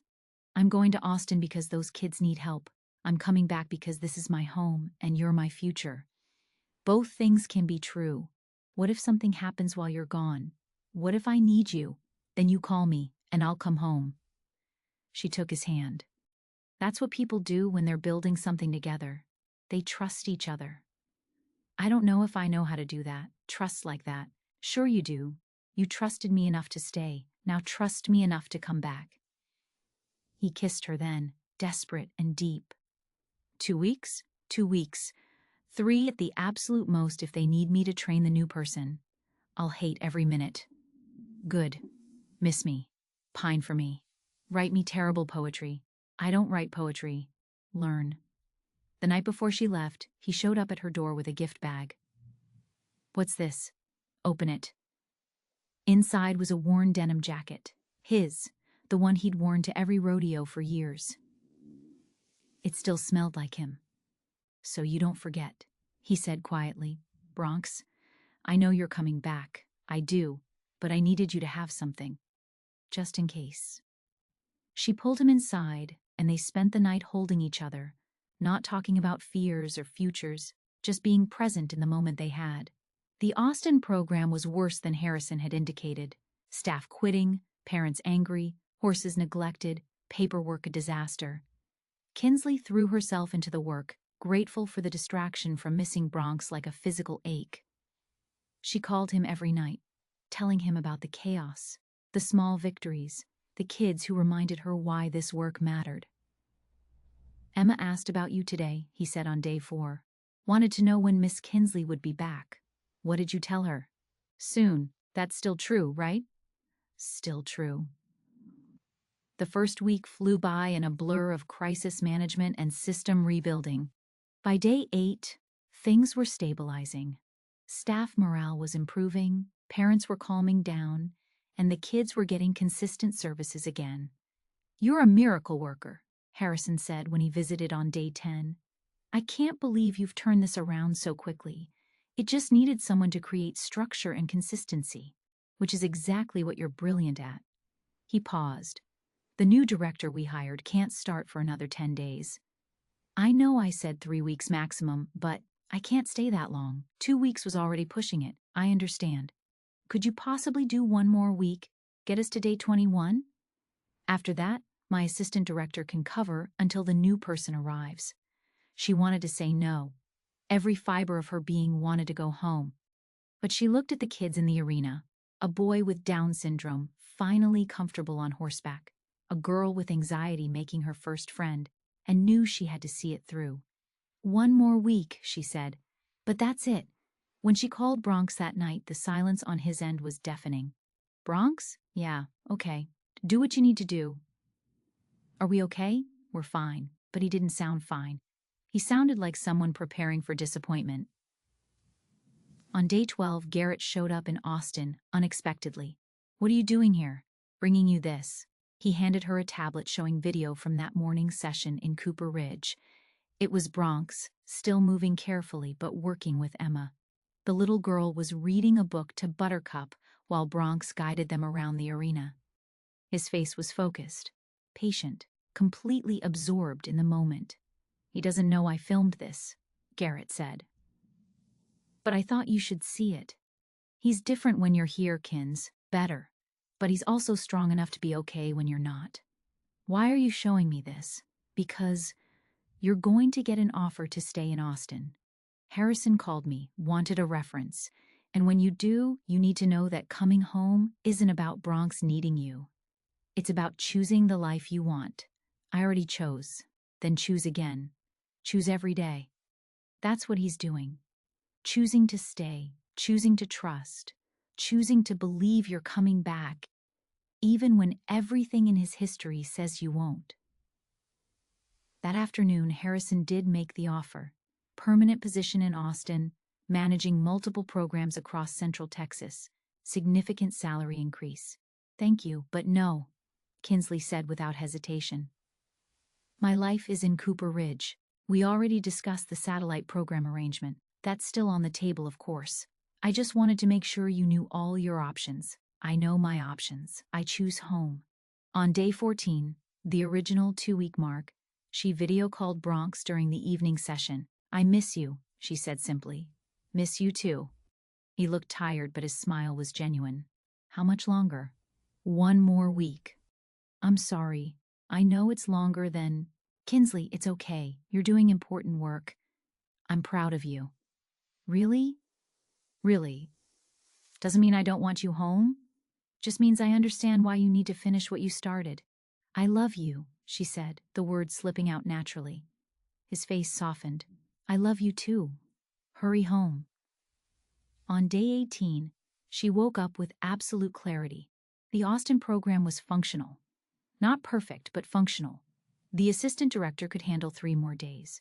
She packed her things and drove home through the sunrise, arriving at the ranch as the morning session was starting. She found Bronx exactly where she knew he'd be, in the arena, preparing for Emma's lesson. He looked up at her approach, his face cycling through surprise, joy, and relief. You're early. I'm home. He crossed to her in 3 strides, still favoring his injured side but not caring. How was Austin? Fixed, functional, not home. And the offer turned it down, again. Why? Because everything I want is right here. Stubborn cowboys with broken ribs and all. He kissed her then, morning light streaming around them, his jacket still around her shoulders. No more leaving, he said against her lips. No more leaving, she agreed. Although. He pulled back, worried. Although? She grinned. Harrison wants us to host training workshops here. Bring other programs to see what we've built. He's particularly interested in your natural ability with special needs kids. Us? Apparently, word got out about the miracle worker volunteer who got a nonverbal child speaking in sentences. You're in demand, Cowboy. Only place I want to be in demand is right here. Emma's father's car pulled up, and the little girl jumped out, running toward them. Miss Kinsley, you're back. I'm back, sweetheart. Emma hugged her fiercely, then turned to Bronx. See? I told you she'd come back. My mom says people always come back when they love you. Kinsley met Bronx's eyes over Emma's head. Your mom's right. So you love us? Very much. Emma beamed. Good. Can we ride now? They walked toward the barn together, Emma chattering between them about everything that had happened in 18 days, though Kinsley had heard most of it through nightly calls. But seeing it, being here, feeling Bronx's hand find hers as they walked, this was what mattered. Thank you, she said quietly, while Emma ran ahead to greet Buttercup. For what? For trusting me to come back. Thank you for coming back 3 days early. The job was done. Everything else was just fear of leaving things imperfect. She squeezed his hand. I'm learning that sometimes good enough is perfect when it means choosing what matters most. And what matters most. She stopped, turning to face him fully. This life we're building, you, me, the program, this community, all of it, even when it's hard, especially when it's hard. That's when it matters most. He kissed her forehead. I love you. I love you too.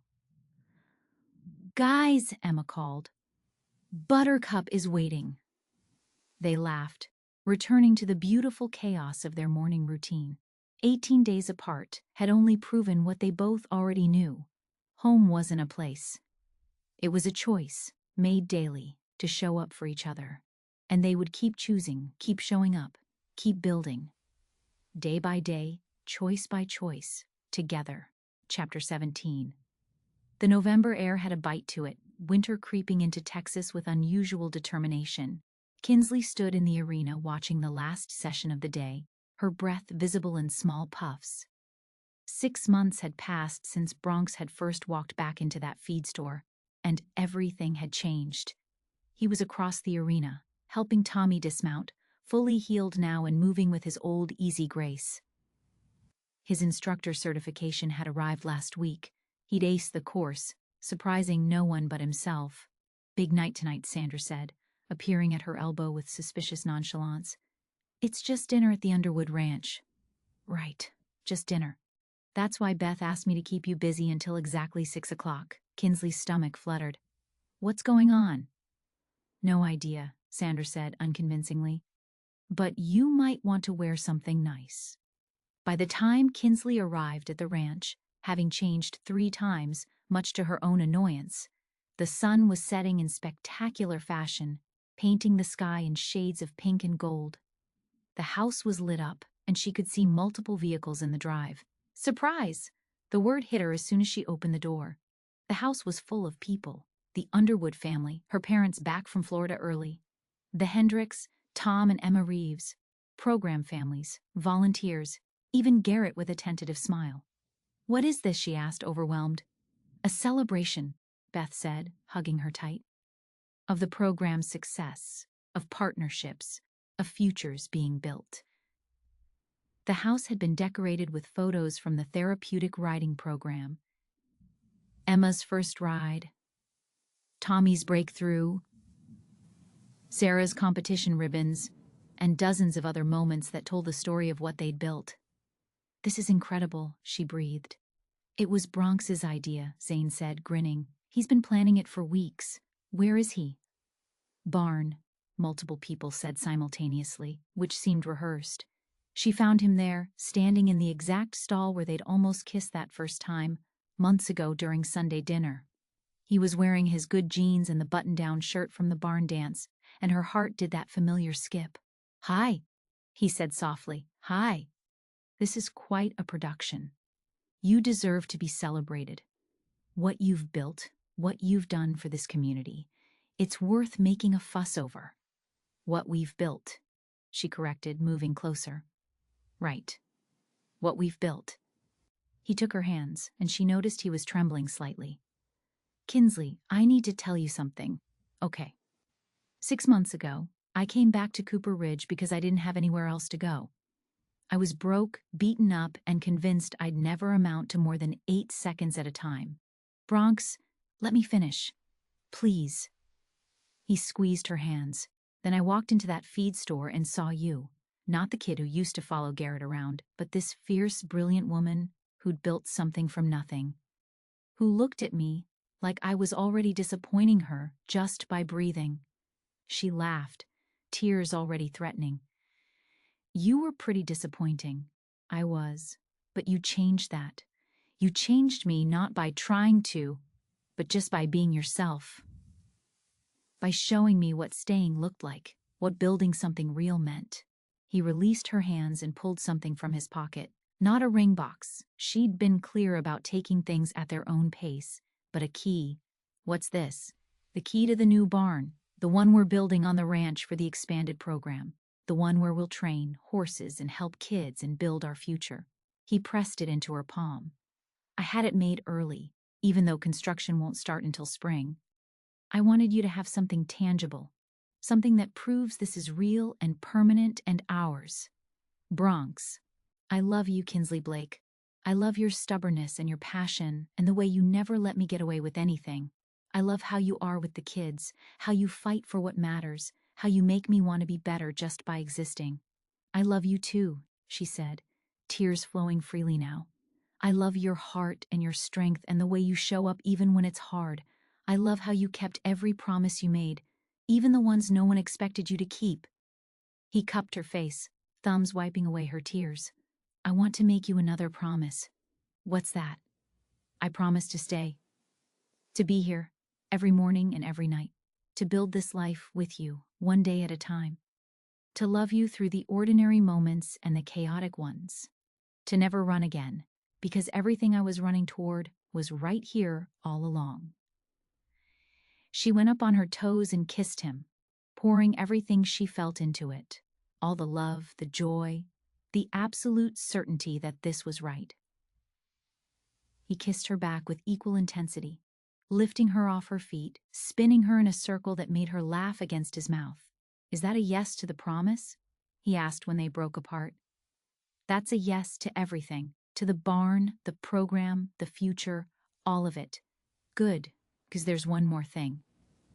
He led her to the doorway where, of course, mistletoe had been hung. "Mama Beth's been placing these strategically all over the ranch. I think she's trying to tell us something. Your mother is not subtle, neither am I." He pulled her close under the mistletoe.